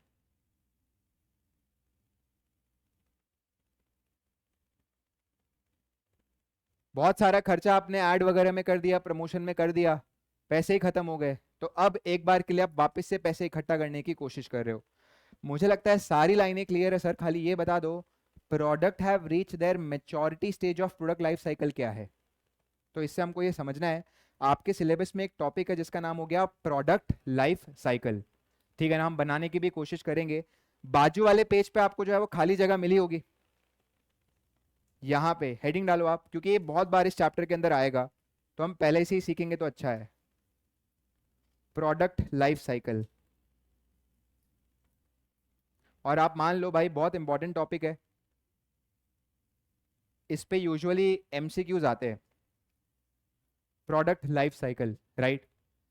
अब ये साइकिल जो है ये बोलती है कि सर हर बिजनेस के ना चार ऐसे फेज होते हैं, हर प्रोडक्ट के ऐसे चार फेज होते हैं। यहाँ पे वर्ड क्या लिखा है, प्रोडक्ट लाइफ साइकिल, चार फेज होते हैं, और वो फेज यहाँ पे इस तरीके से उसने बनाने की कोशिश की है, ठीक है ना।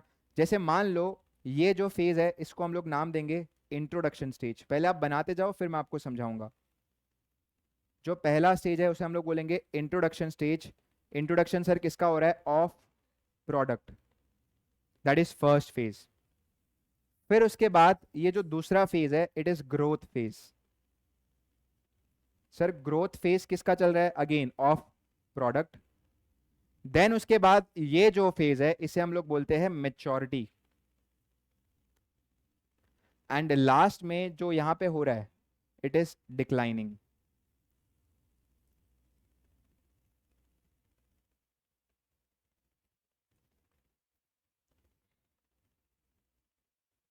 इस तरीके से हम लोग के चार फेज है। अगेन हम यहां पे बिजनेस की बात नहीं कर रहे, हम यहां पे एब्सोल्युटली किसकी बात कर रहे हैं, प्रोडक्ट की बात कर रहे हैं। ओके मैं यहां पे आपको एक एग्जांपल देता हूं, जैसे हम यहां पे एग्जांपल ले सकते हैं आईपॉड का। ध्यान रखिए इट इज नॉट आईपैड, हम किसकी बात कर रहे हैं, आईपॉड की। आईपॉड जो है आज के टाइम पे अगर हम बात करें तो कोई आपको यूज करता हुआ दिखाई नहीं देगा, और वो कर रहा है तो मतलब वो थोड़ा सा बहुत टेढ़ा फैन है, राइट मतलब वो डाई हार्ड फैन है, you should die hard fan, right जो भी है, बट वो नहीं यूज करना चाहिए for a very simple reason कि आईपॉड को कितनी सारी चीजों ने तो ऑलरेडी क्या कर दिया है, रिप्लेस कर दिया है। बट मैं बता दूं आज आईपॉड का उतना क्रेज नहीं होगा, but there was a time जब आईपॉड का बहुत ज्यादा क्रेज था। आप समझ लो मैं किस टाइम की बात कर रहा हूं, पता है 2007 से पहले के टाइम की बात कर रहा हूं मैं। 2007 से पहले अगर आप बात करोगे तो कीपैड वाले फोन्स होते थे, और कीपैड वाले फोन्स में गाने उतने ढंग से बजते भी नहीं थे, और आपको मिलते भी नहीं थे कीपैड वाले फोन, और प्लस कैरी करना भी थोड़ा सा एक हेक्टिक टास्क ही था उस वक्त। 2001 में बहुत पहले एप्पल ने जब आईपॉड लॉन्च किया, इतना छोटा सा डिवाइड जो आपके इतने सारे म्यूजिक को क्या कर सकता है, कैरी कर सकता है, उसका अलग ही क्रेज था यूएस मार्केट में। एंड जब इंडिया में आया तो भी क्या था, अलग क्रेज था। तो मतलब वो जो फेज हो गया ना आईपॉड का, वो फेज को हम लोग क्या बोलेंगे पता है, इंट्रोडक्शन फेज। इंट्रोडक्शन फेज क्या हो गया पता है, मैंने कोई एकदम नया प्रोडक्ट लॉन्च किया है जो एब्सोल्युटली एक इनोवेशन है, बट हमारी जनता को अभी तक उसका यूसेज का पता नहीं है, या अवेयर ही नहीं है हमारी जनता कैसा मैंने कुछ लॉन्च किया। तो उस फेज को हम लोग क्या बोलते हैं, इंट्रोडक्शन फेज। हर प्रोडक्ट ये फेज से गुजरता है। जैसे टाटा ने भी जब पहली बार ईवी लाया होगा तो थोड़ी ना लोगों को हाथों हाथ पता चल गया होगा, इनिशियली तो क्या हुआ होगा, उसका इंट्रोडक्शन फेज ही आया होगा कि लोगों को पता चलना थोड़ा बहुत चालू हुआ है। और मार्केट में कोई कंपटीशन थी क्या इंडिया में, नहीं सर। तो introduction phase is a zero competition phase, कि आपको कंपीट करने वाले मार्केट में एक तो कोई नहीं है, और लोगों को खास पता भी नहीं कि आपने कोई प्रोडक्ट लाया। It is like Apple is launching VR, vision pro, vision pro नाम है ना शायद, विजन प्रो कोई है ही नहीं मार्केट में जो बेच रहा होगा खास, तो मतलब वो अपने कौन से फेज पे है, इंट्रोडक्शन फेज पे। इंट्रोडक्शन फेज पे आप क्या करते हो, खूब एडवर्टीजमेंट पे खर्चा करते हो और प्राइस बहुत प्रीमियम रखते हो फॉर टू रीजन। एड पे खर्चा क्यों कर रहा हूं मैं, क्योंकि मुझे मेरे प्रोडक्ट की क्या लानी है, अवेयरनेस। और आप प्राइस जो है वो ज्यादा क्यों रख रहे हो, for a very simple reason कि तुमने इतनी मेहनत से रिसर्च करके इसको बनाया है, तो तुम चाहते हो कि भाई इसका मैं क्या कमाऊं, रिवॉर्ड कमाऊं। तो इंट्रोडक्शन फेज में ना आपके वो टेस्टिंग वाले कस्टमर आते हैं, क्या लेकर देखते हैं। जब उनको प्रोडक्ट अच्छा लगने लगता है तो फिर आप कौन से फेज में एंटर होते हो, ग्रोथ फेज में। जब आपकी डिमांड क्या हो रही है, बढ़ रही है। बट डिमांड जब बढ़ रही है तो इसको पता है कौन देख रहा है, कंपटीशन। वो बोल रहा है यार ये सही चीज है, अपने को भी लाना चाहिए। तो growth phase is a phase जहां पे आप तो मचा ही रहे हो, बट साथ साथ बहुत सारे प्लेयर क्या हो रहे हैं, सेम प्रोडक्ट को बनाकर उस कैटेगरी में क्या हो रहे हैं, एंटर हो रहे हैं। That is called as growth phase. तो ग्रोथ फेज आपका एक ऐसा फेज है जहां पे कंपटीशन बहुत है, आपका माल बिक रहा है बट आपको बना रहना पड़ रहा है। ऐसा नहीं होगा कि आप मेहनत नहीं करोगे तो भी माल बिक जाएगा, because there are so many choices जो आपके सामने आ जाकर खड़ी हो गई है। फिर ग्रोथ फेज बिना एक सर्टेन पॉइंट ऑफ टाइम पे थोड़ा सा हटना चालू हो जाएगा। किसी प्रोडक्ट का ये 2 साल हो सकता है, तो किसी का ये 3 साल हो सकता है, तो किसी का ये 10 साल भी हो सकता है। फेज ना आपके सब्जेक्टिव मैटर है। आज पार्ले जी की मैं बात करूं तो अब तक वो डिक्लाइन स्टेज पे नहीं आया, बट बहुत सारी बिस्किट्स आ गई होगी। तो ऐसा बिल्कुल भी नहीं है कि भाई ये हर एक का एक सिंगल ईयर्स के हिसाब से डिफाइन कर लो। नहीं, ये प्रोडक्ट टू प्रोडक्ट क्या करेगा, डिफर करेगा। Now maturity stage is a stage जहां पे दो चीजें हो सकती है। पहला, सारे लोगों ने या तो आपका प्रोडक्ट परचेस कर लिया है सर, और कोई नया कस्टमर अब बचा ही नहीं है, खास बचे हैं तो भी ऐसे बचे जो आप ऐसे लगता है कि इनको तो मैं कन्विंस नहीं कर सकता। या आपके प्रोडक्ट को चैलेंज करने के लिए रिप्लेसमेंट में ऐसी कोई नई इनोवेशन आ गई है जो बोलता है कि ये भी कोई प्रोडक्ट है क्या, मैं तो इस पे हंसता हूं।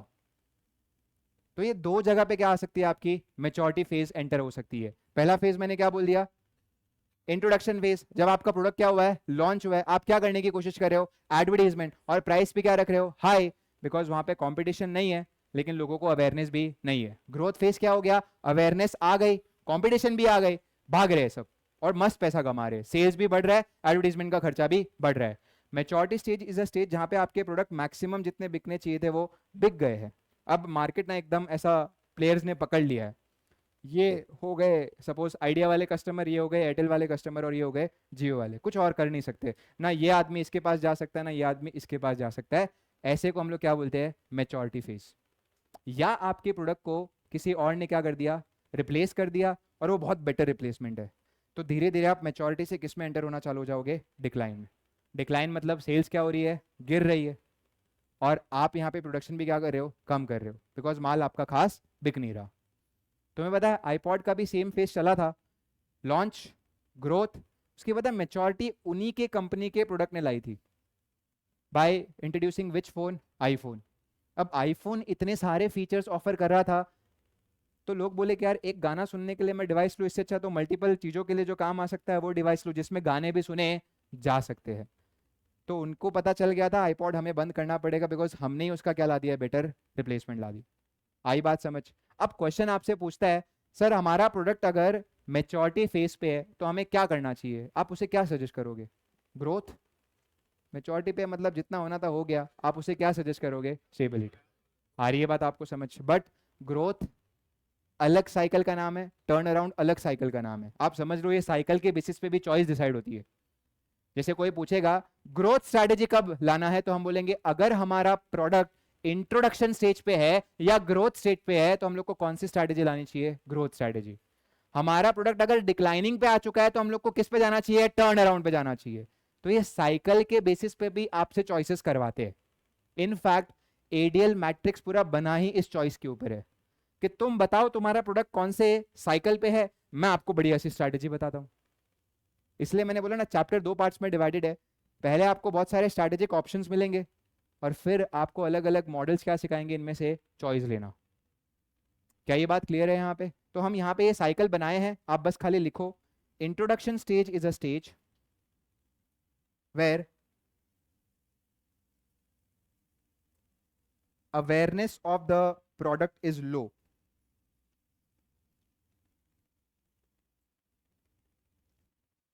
where awareness of the product is low,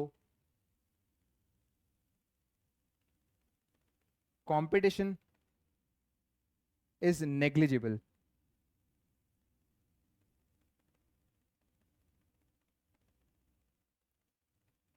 And company have kept high price. Company have kept high price and spending hefty amount on ad.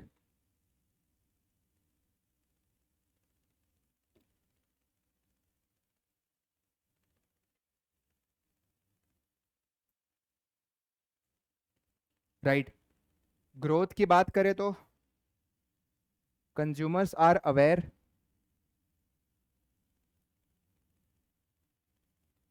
consumers are aware and competition is increasing.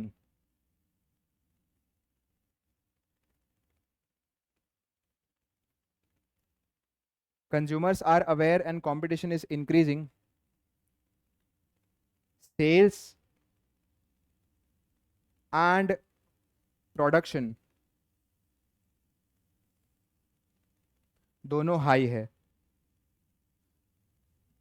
कुछ companies तो जानबूझ के introduction phase में घुसने की कोशिश नहीं करती है. कई बार क्या होता है कि प्रोडक्ट चलेगा नहीं चलेगा, उसको चलाने के लिए बहुत खर्चा कंपनीज को करना पड़ता है. जैसे फॉर एग्जांपल अगर हम बात करें ओला, इंडिया में ओला जब आया तो उन्होंने हेफ्टी अमाउंट स्पेंड की थी जस्ट टू इंश्योर कि लोगों की जो टैक्सी बुकिंग की आदत है वो क्या हो जाए, प्लेटफॉर्म पे शिफ्ट हो जाए. ब्लिंकिट ने बहुत पैसा खर्च किया होगा तुम्हारी आदत जो है वो किस पे शिफ्ट हो जाए, ऐप पे शिफ्ट हो जाए ग्रोसरीज मंगाने की. तो तुम्हें पता है ऐसी जगह पे ना बड़ी कंपनीज बोलती है अरे अपने इंट्रोडक्शन स्टेज पे नहीं जाएंगे, if we are so good तो वी हैव अ कॉन्फिडेंस. तो एक काम करते हैं ना, इनको इंट्रोडक्शन पे ना कैश बर्न करने दे, इनको लाने दे अडेप्टेबिलिटी. तुम भाई रो कि यार थोड़ा कैशबैक देना पड़ेगा, फ्री में देना पड़ेगा, तब जाके तो कस्टमर आएंगे. जैसे ही आपको कस्टमर्स अडेप्टेबल बनते हुए दिखाई दे तुरंत आप क्या करो, मैं भी मेरा लॉन्च करूंगा. रिलायंस ऐसा है, रिलायंस ऐसा है. अरे वो कितना पहले ला सकता था जियो मार्ट, बट उसने बोला क्यों बे, अभी कस्टमर्स को आदत ही नहीं है, हम क्यों बे मतलब का कस्टमर को अडेप्ट करवाए, इनको करवाने देना. इधर बेचारा जेप्टो बोलता है फ्री कैश, लोग तो देखते ही उसके लिए, ये तेरे को 100 रुपया मिला, गया मेरे को 50 ही मिला है. जेप्टो फ्री कैश पे फ्री कैश दे रहा है, इंस्टामार्ट ये कर रहा है, ब्लिंकिट ये कर रहा है, और रिलायंस बोलता है बहुत मन हो रहा है घुसने का, अभी नहीं अभी नहीं अभी नहीं. जनता को जब आदत पड़ेगी तब अपने जाएंगे. तो कुछ तो इंटेंशनली कौन से स्टेज पे आने की कोशिश करते हैं, ग्रोथ पे, क्योंकि असल मसाला या जो भी माल है वो कहाँ पे है, ग्रोथ स्टेज पे. आ रही है बात आपको समझ, राइट? ओके, ये हमारा ग्रोथ वाला स्टेज आ गया. Then there is maturity of the product. यहाँ पे लिखो जो हमारी सेल्स हो रही है वो अब ग्रो नहीं हो रही है, वो काफी कांस्टेंट हो चुकी है, राइट? और जो scenario it is of very high competition. Okay, और एक तरीके से हम बात करें तो मार्केट जो है वो काफी सैचुरेट हो चुका है. सैचुरेट होना मतलब लोगों ने अपना अपना प्लेयर पकड़ लिया है. कुछ बोलते हैं कि हमको इंडिगो अच्छा लगता है और कुछ बोलते हैं कि हम लोग को Jet Airways. There is no opinion difference, हम इन्हीं के पास जाएंगे. वैसा अपना अपना सबने पकड़ लिया है, right? And declining is a stage जहां पे हम क्या बोलेंगे, सेल्स आपकी क्या हो रही है, गिर रही है. Might be new product have replaced our old product. Maybe new products have replaced our old product. जैसे बीच में बताया 1990s या 2000 के आसपास, 2000 के आसपास जो कूलर है वो ऐसा फील करने लग गया था, सर वो काफी मैं ग्रो हुआ, मैच्योर हो रहा हूँ. क्यों? लोग एसी एसी एसी से कर रहे हैं, कोई मेरे को ले ही नहीं रहा. सबको मैं पूछता हूँ क्यों नहीं ले रहे, तो बोलते हैं तू जगह बहुत खाता है, तेरे को घर में रखते हैं तो इतनी बड़ी स्पेस लगती है. गांव वाले कूलर आपने देखे है क्या? वो बीच बीच में आपके ऐसे ही आ जाते हैं, तुम आंख बंद करके चलोगे कूलर से टकरा जाओगे, इतना बड़ा तो वो कूलर होता है. तो लोगों को ऐसा लगा हाँ पानी भरने की अलग, I can feel that bro. तो घर का सबसे छोटा है क्या? नहीं, मैं हूँ, मैंने भरा है वो काफी, राइट? तो वो एकदम मेच्योरिटी स्टेज पे आ गया था जहां पे लोगों ने कूलर जो है वो प्रीफर करना क्या कर दिया, बंद कर दिया. बट फिर सिम्फनी नाम की एक कंपनी आई जिसने कूलर को रीडिजाइन किया और उन्होंने बहुत प्यारे प्यारे मॉडल्स लाए जिसमें कूलर तक पानी लाने की आपको ज़रूरत नहीं है, कूलर के नीचे उसने 4 पहिए लगा दिए और तुम मस्त चलाकर क्या कर सकते हो, लेके जाओ और पानी भर के उसको वापस छोड़ दो। तो वो इनोवेट करके आप वापस से प्रोडक्ट को क्या कर सकते हो, रिवाइव कर सकते हो। आ रही है बात आपको समझ? तो इसलिए मैंने बोला ना, डिक्लाइन तक तब तक नहीं पहुंचा जब तक आपने हार नहीं मानी। कुछ कंपनी क्या करते हैं, बोलते हैं हो गया भाई, और कुछ क्या बोलते हैं, नहीं नहीं भाई मेरा प्रोडक्ट है, कुछ तो नया करते हैं ताकि वापस से ये क्या हो जाए, रिवाइव हो जाए। मेरे हिसाब से 4 साइकिल क्लियर है। तो इससे हमको 4 स्ट्रैटेजीज भी हल्की फुल्की पता चल गई। मैच्योरिटी पे हो तो कौन सा स्ट्रैटेजी लोगे, स्टेबिलिटी। ग्रोथ फेज पे हो तो ग्रोथ स्ट्रैटेजी। इंट्रोडक्शन पे भी आप ग्रोथ बोल सकते हो, लेकिन डिक्लाइन पे हो तो आपको क्या, टर्न अराउंड की तरफ देखना चाहिए अपने आप को। ये बात क्लियर एकदम अच्छे से, राइट? हाँ। बेटा, आपने नया प्रोडक्ट लॉन्च किया है ना, तो आप उसकी इनोवेशन पे बेट कर रहे हो और आपको लगता है कि जनता लेगी महंगे भाव पे भी, क्योंकि मैंने ये अकेले नहीं लाया है ऐसा। अगर वो प्राइस सेंसिटिव कस्टमर के लिए ऐसा नहीं कर सकते। एप्पल है, वो बोलती है कि सर हमने अगर लाया है विजन प्रो तो we will keep a high price, भले ही खरीदे ना खरीदे, ऐसा जो भी पैसा रखा। बट वो डिपेंड करता है कौन से कस्टमर्स है, राइट? ओके भाई, ये क्लियर है अभी तक? अब देखो फीचर्स में क्या क्या लिखा हुआ है, हम यहाँ पे पढ़ रहे हैं। पहला पॉइंट क्या लिखा हुआ है, एफिशिएंसी। यहाँ पे लिखा है एंडीवियर, इसको लिखो फोकस। और मैं तो बोलता हूँ एग्जाम में भी हम फोकस वाला वर्ड ही पढ़ के जाएंगे। जितने कठिन वर्ड ऐसे आप याद रखोगे उतना सेंटेंस आपको कम याद रहेगा। The focus is to enhance functional efficiency. कुल मिलाकर काम के अंदर अपने को क्या करना है, एफिशिएंट बनना है, विच इज कॉस्ट क्या करनी है, रिड्यूस करनी है इन एन इंक्रीमेंटल वे। क्या होता है इंक्रीमेंटल वे, थोड़ा थोड़ा, मतलब ऐसा नहीं है कि भाई बहुत मेजर कॉस्ट बचानी है, बट थोड़ी थोड़ी बचाते जाते हैं। कैसे sir? Through better deploying and utilising the resources. The assessment of the firm is that desired income and profit would be forthcoming through such incremental improvement in the functional efficiency। कहते हैं कि sir automatically हमारे income और profit निकल कर आएंगे अगर हम लोग क्या बचाने की कोशिश करेंगे, खर्चे। सही बात है ना? तुम सेल्स को बढ़ाने पे फोकस में नहीं हो, तुम क्या कम करने के फोकस में हो, कॉस्ट। तो भी आपका प्रॉफिट तो अच्छा निकल के आ ही जाएगा। सेल्स को बढ़ाने की फोकस हम कब करते हैं, जब कौन से ग्रोथ की बात कर रहे हैं हम। यहाँ पे हम किसकी बात कर रहे हैं, सेल्स सेम रखते हैं सर, खर्चा बचाने पे ध्यान देते हैं। तो ये पहला पॉइंट हो गया खर्चा बचाने वाला। दूसरा, आपके जो ग्रोथ का ऑब्जेक्टिव है वो बड़ा ही मॉडेस्ट है। मॉडेस्ट का मतलब यहां पे लिख दो, मैं हिंदी में थोड़ा थोड़ा लिखवा रहा हूं ताकि पढ़ने में आपको अच्छा लगे। मॉडेस्ट ग्रोथ का मतलब है बड़ी ग्रोथ की उम्मीद नहीं है।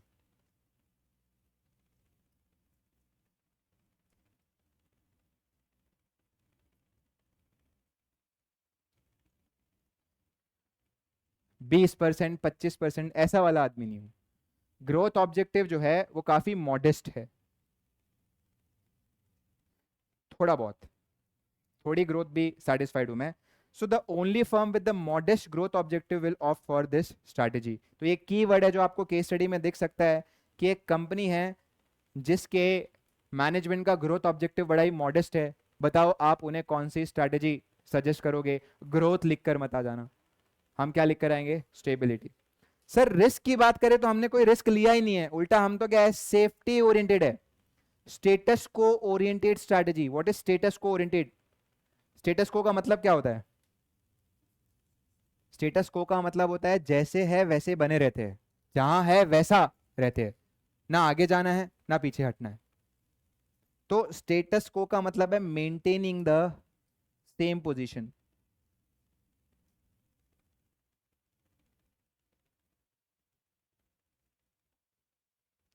स्टेटस को ओरिएंटेड स्ट्रैटेजी, और इसीलिए रिस्क क्या है, बहुत ही कम है।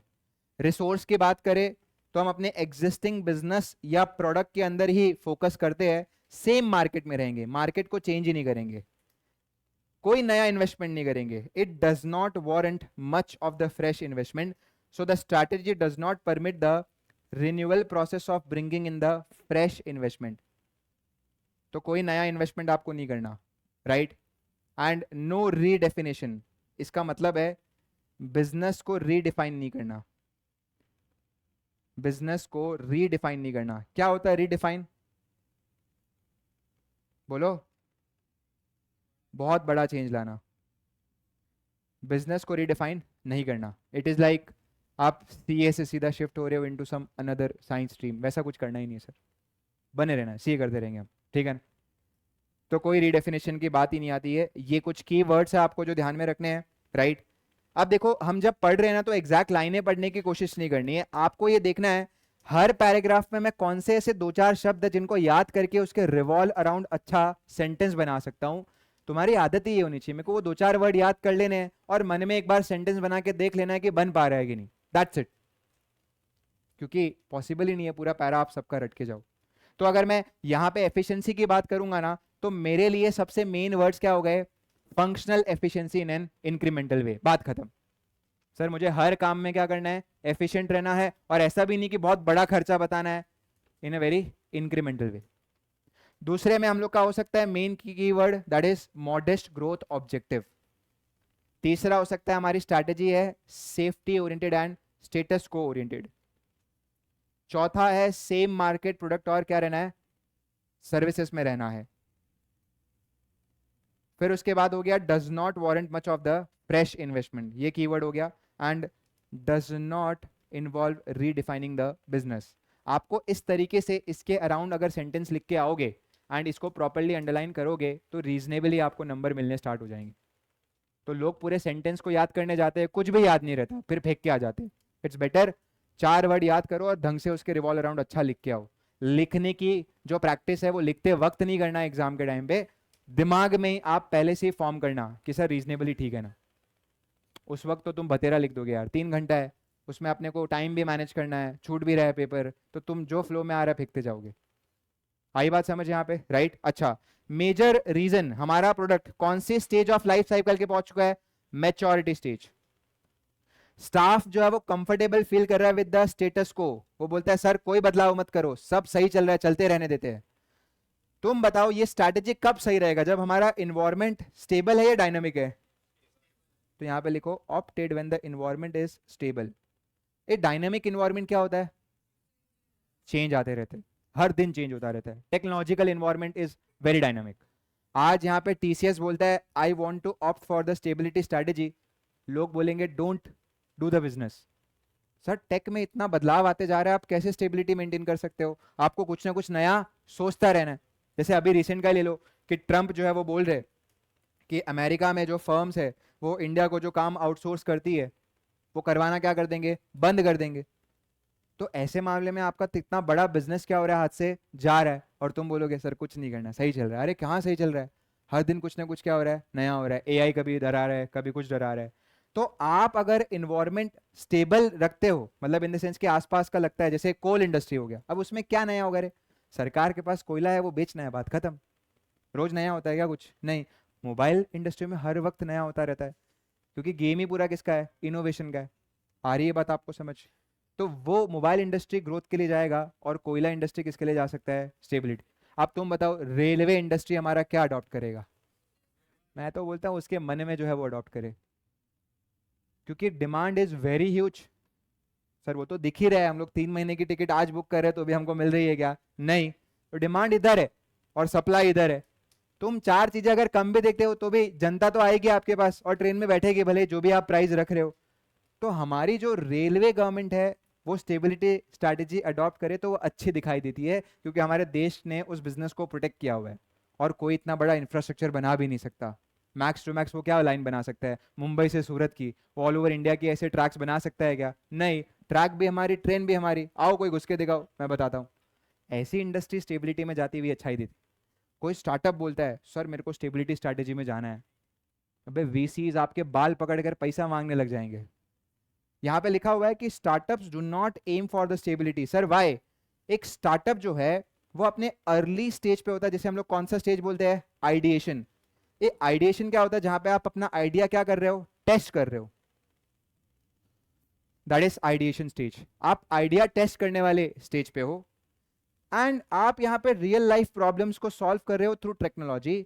For it most important factors are speed and agility. उसके लिए सबसे जरूरी क्या है, स्पीड और एजिलिटी। सर ये एजिलिटी क्या होती है, क्या रहना, डायनामिक रहना। Because of it being in a nascent stage, nascent stage का मतलब हो गया very introduction stage of operation, क्योंकि वो इतने nascent स्टेज पे है, इंट्रोडक्शन स्टेज पे है. Stability on other hand is more meaningful strategy when the size is expanded to full capacity and business क्या आ चुका है, maturity stage पे आ चुका है. That's why startup do not aim for stability. इसके ऊपर बराबर 3 मार्क्स का क्वेश्चन बन सकता है, कारण ये पैराग्राफ आपके पुराने सिलेबस में नहीं था और रिसेंट वाले में ऐड हुआ है, और इंस्टीट्यूट ऐसे ही क्वेश्चंस कुछ ला रही है जो रिसेंटली ऐड हुए. तो इसलिए मैं हर टॉपिक जो रिसेंटली ऐड हुआ है ना, उसके बाजू में लिखाता भी जा रहा हूँ क्या, न्यू, सो दैट आपका फोकस उस पर थोड़ा ज्यादा रहे.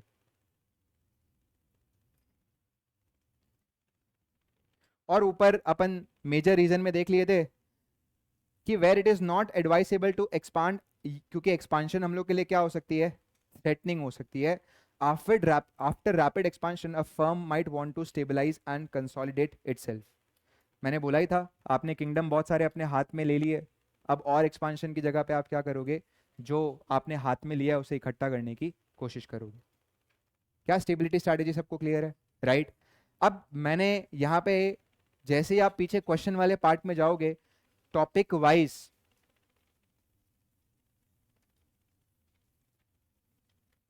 सारे क्वेश्चंस को डिवाइड किया हुआ है. ओके,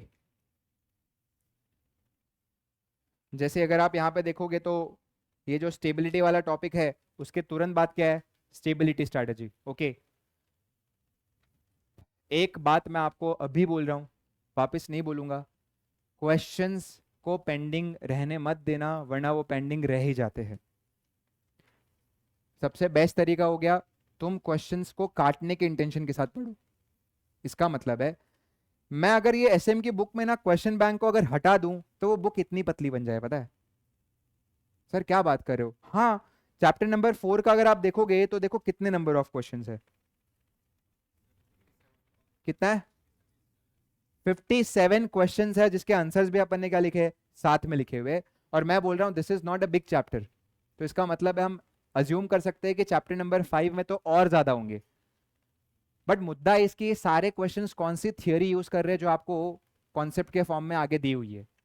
तो जिन क्वेश्चंस को वो कॉन्सेप्ट्स पढ़ के ही सॉल्व किया जा सकता है और उसमें कुछ नयापन नहीं है, ऐसे उसे कट कर देंगे. जितना ज्यादा आप कट करते जाओगे, उतना ज्यादा मैं अश्योरिटी के साथ बोल सकता हूं, एग्जाम टाइम के लिए आपके पास ना खाली 15 क्वेश्चन बचेंगे जिनको आपको देख के जाना रहेगा. और वो 15 भी ऐसा नहीं कि भाई बहुत टाइम कंज्यूम करेंगे, बस खाली एक बार रिव्यू करना होगा उसमें. एंड जो जो आप नई नई चीजें हर क्वेश्चन के अंदर नोट कर रहे हो ना, उसे मैंने थियरी बुक में ना आसपास बहुत सारी स्पेस छोड़ के रखी हुई है, वहीं पे लिखते जाना. मेरी तो ऐसी चाहत है कि भाई जितना ज्यादा क्वेश्चंस आपको मतलब पढ़ना एट द एंड कम पड़े और थियरी नोट से काम हो जाए, उतना आपके लिए क्या है, बेस्ट है. याद करने के लिए चीजें क्या होगी, एकदम लिमिटेड होगी. तो इसलिए ये मेहनत आपकी पैरेलली चलनी चाहिए. क्या मेहनत पैरेलली चलनी चाहिए, कीवर्ड्स हाईलाइट करने वाली. एंड कुछ भी क्वेश्चन में अगर आप नयापन नोटिस करो, जैसे इस क्वेश्चन में ये खास बात थी, मुझे लगा था कि ये तो लिखना ही नहीं है, बट ये क्वेश्चन में अलग से लिखा हुआ था, तो हम ध्यान में रखेंगे इन पॉइंटर्स को भी हम लिखे. या यार ये वाला क्वेश्चन जो है ना, ये तो बिना देखे जाऊंगा ना तो बहुत रिस्की हो जाएगा. तो ऐसी बातें आप साथ साथ नोट करते जाओ, सो दैट आपके नंबर ऑफ क्वेश्चंस क्या हो जाए, कम हो जाए. आ रही है बात आपको समझ. जैसे यहाँ पे आप स्टेबिलिटी स्ट्रैटेजी में जाओ, तो मेरे को लगता नहीं एक भी ऐसा क्वेश्चन है जिसको एग्जाम टाइम में आप पढ़ लो तो आपका भला हो जाए.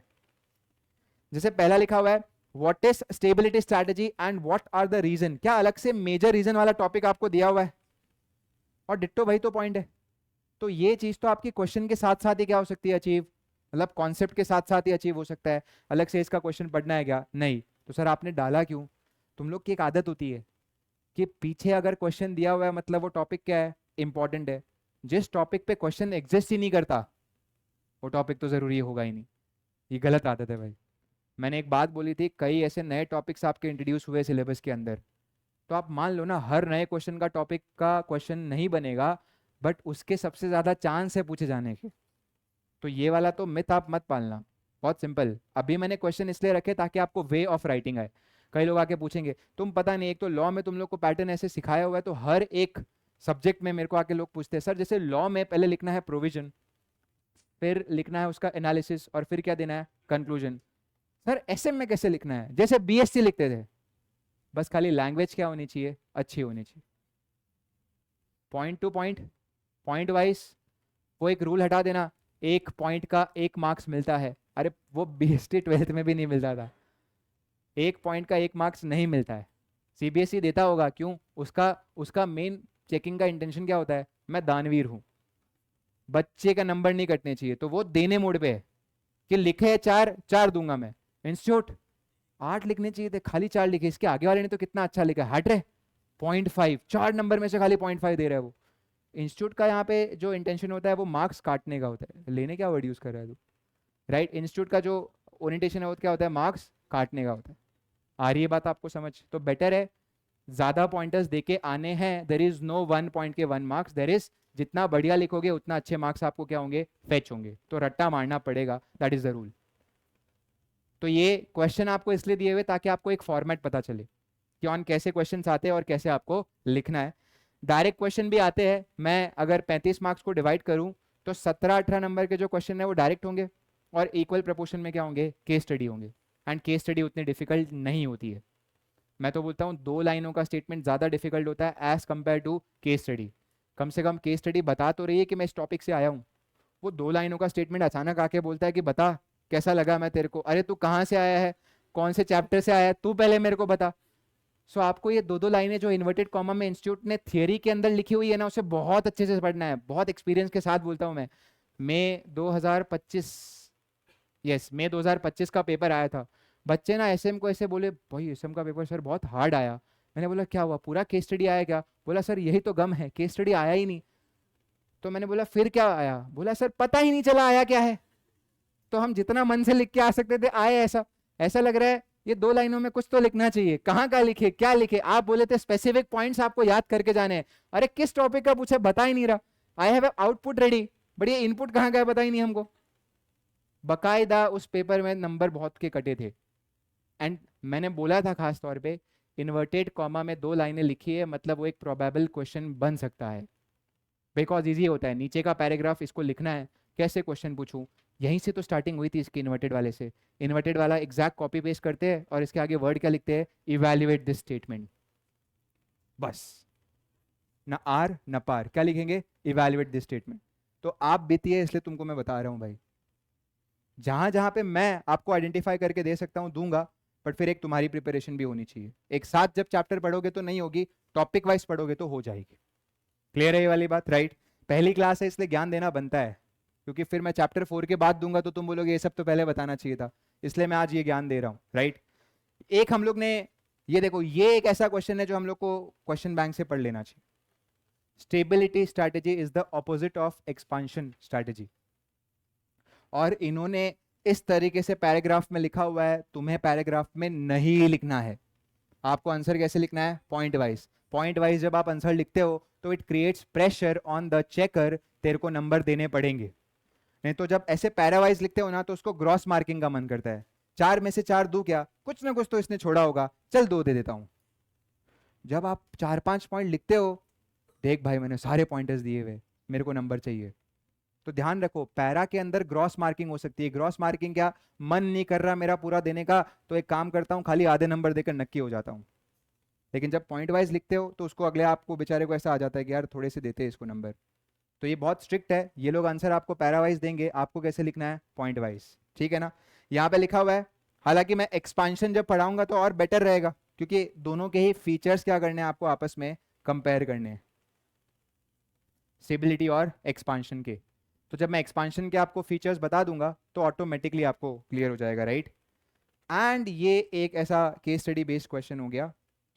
Identify the strategy implemented by the ABC steel industries along with the reason. देखो कैसे आता है केस स्टडी क्वेश्चन।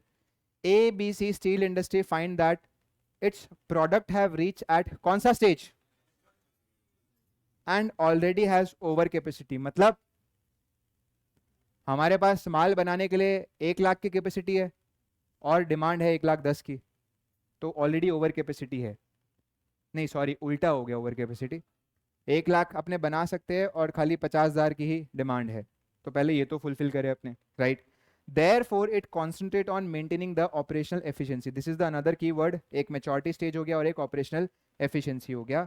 बताओ कौन सी स्ट्रैटेजी इन्हें इंप्लीमेंट करनी चाहिए? लिखा हुआ है अगेन, हाँ, स्टेबिलिटी स्ट्रैटेजी, फिर थोड़ा सा इंट्रो देके आना है, सेम वहीं का इंट्रो है। Are intended to safeguard the existing interest, it involve to pursue on the established and tested objective. A stability strategy is pursued when a firm continue to serve in the same markets. In stability strategy, few functional changes are made. खाली काम में छोटा मोटा change होता है. However, it is not a do nothing strategy. And ये आपको main इस क्वेश्चन के अंदर लिख के आना है, which is major reason. मतलब थोड़ा स्टेबिलिटी स्ट्रैटेजी का इंट्रो और उसके बाद आपको क्या लिख कर आना है, रीजन, अगर आइडेंटिफिकेशन बेस्ड क्वेश्चन आता है तो थोड़ा इंट्रो और क्या लिख कर आना है, रीजन. बट मुझे लगता है एग्जाम में आप आइडेंटिफाई कर लेते. एग्जाम में पता है आपको कंफ्यूजन क्या होती, इन्होंने वर्ड लिखा है आइडेंटिफाई द स्ट्रैटेजी.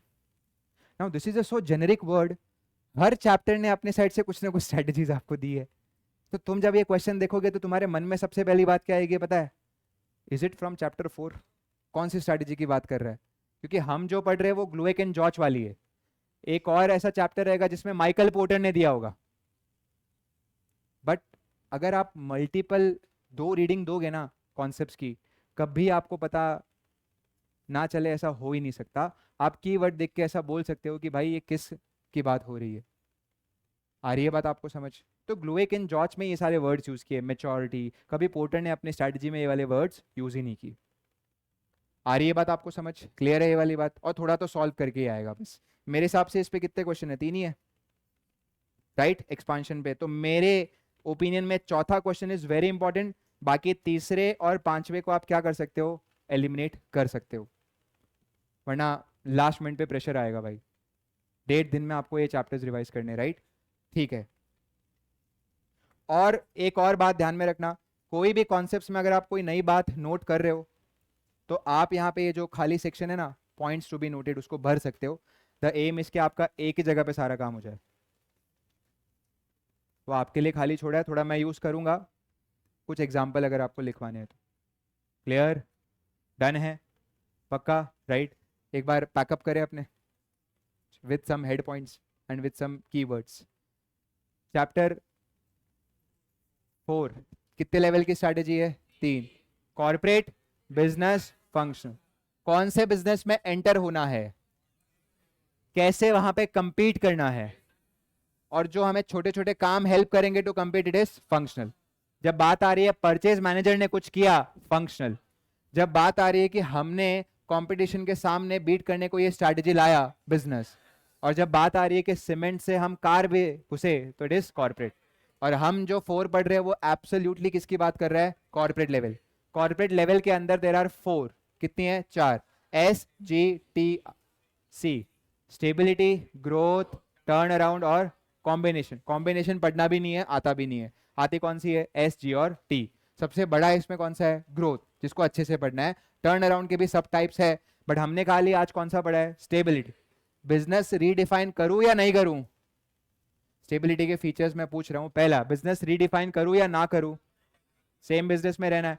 हमारा प्रोडक्ट लाइफ साइकिल में प्रोडक्ट कौन से स्टेज पे है, मैच्योरिटी पे. कुछ नया इन्वेस्टमेंट करना है कि नहीं करना है, हम अपने स्टेटस को चेंज करें या मेंटेन करके रखें. हम यहाँ पे कॉस्ट भी बचाने की कोशिश ना करें या थोड़ी थोड़ी बचाए. हम ग्रोथ का ऑब्जेक्टिव बहुत बड़ा रखे या मॉडेस्ट रखे, मतलब एकदम रीजनेबल, छोटा. आई बात समझ. चलो कल अपने मिलते हैं.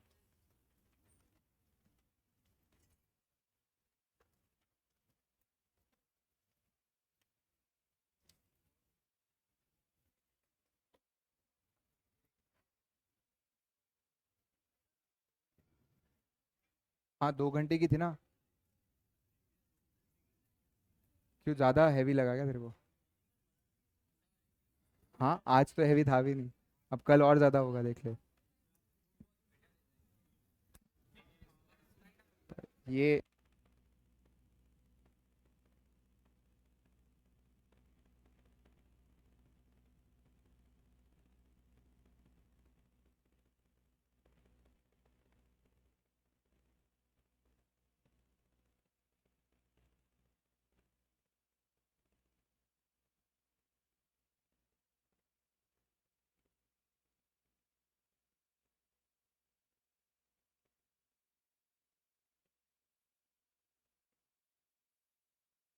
Recording stopped.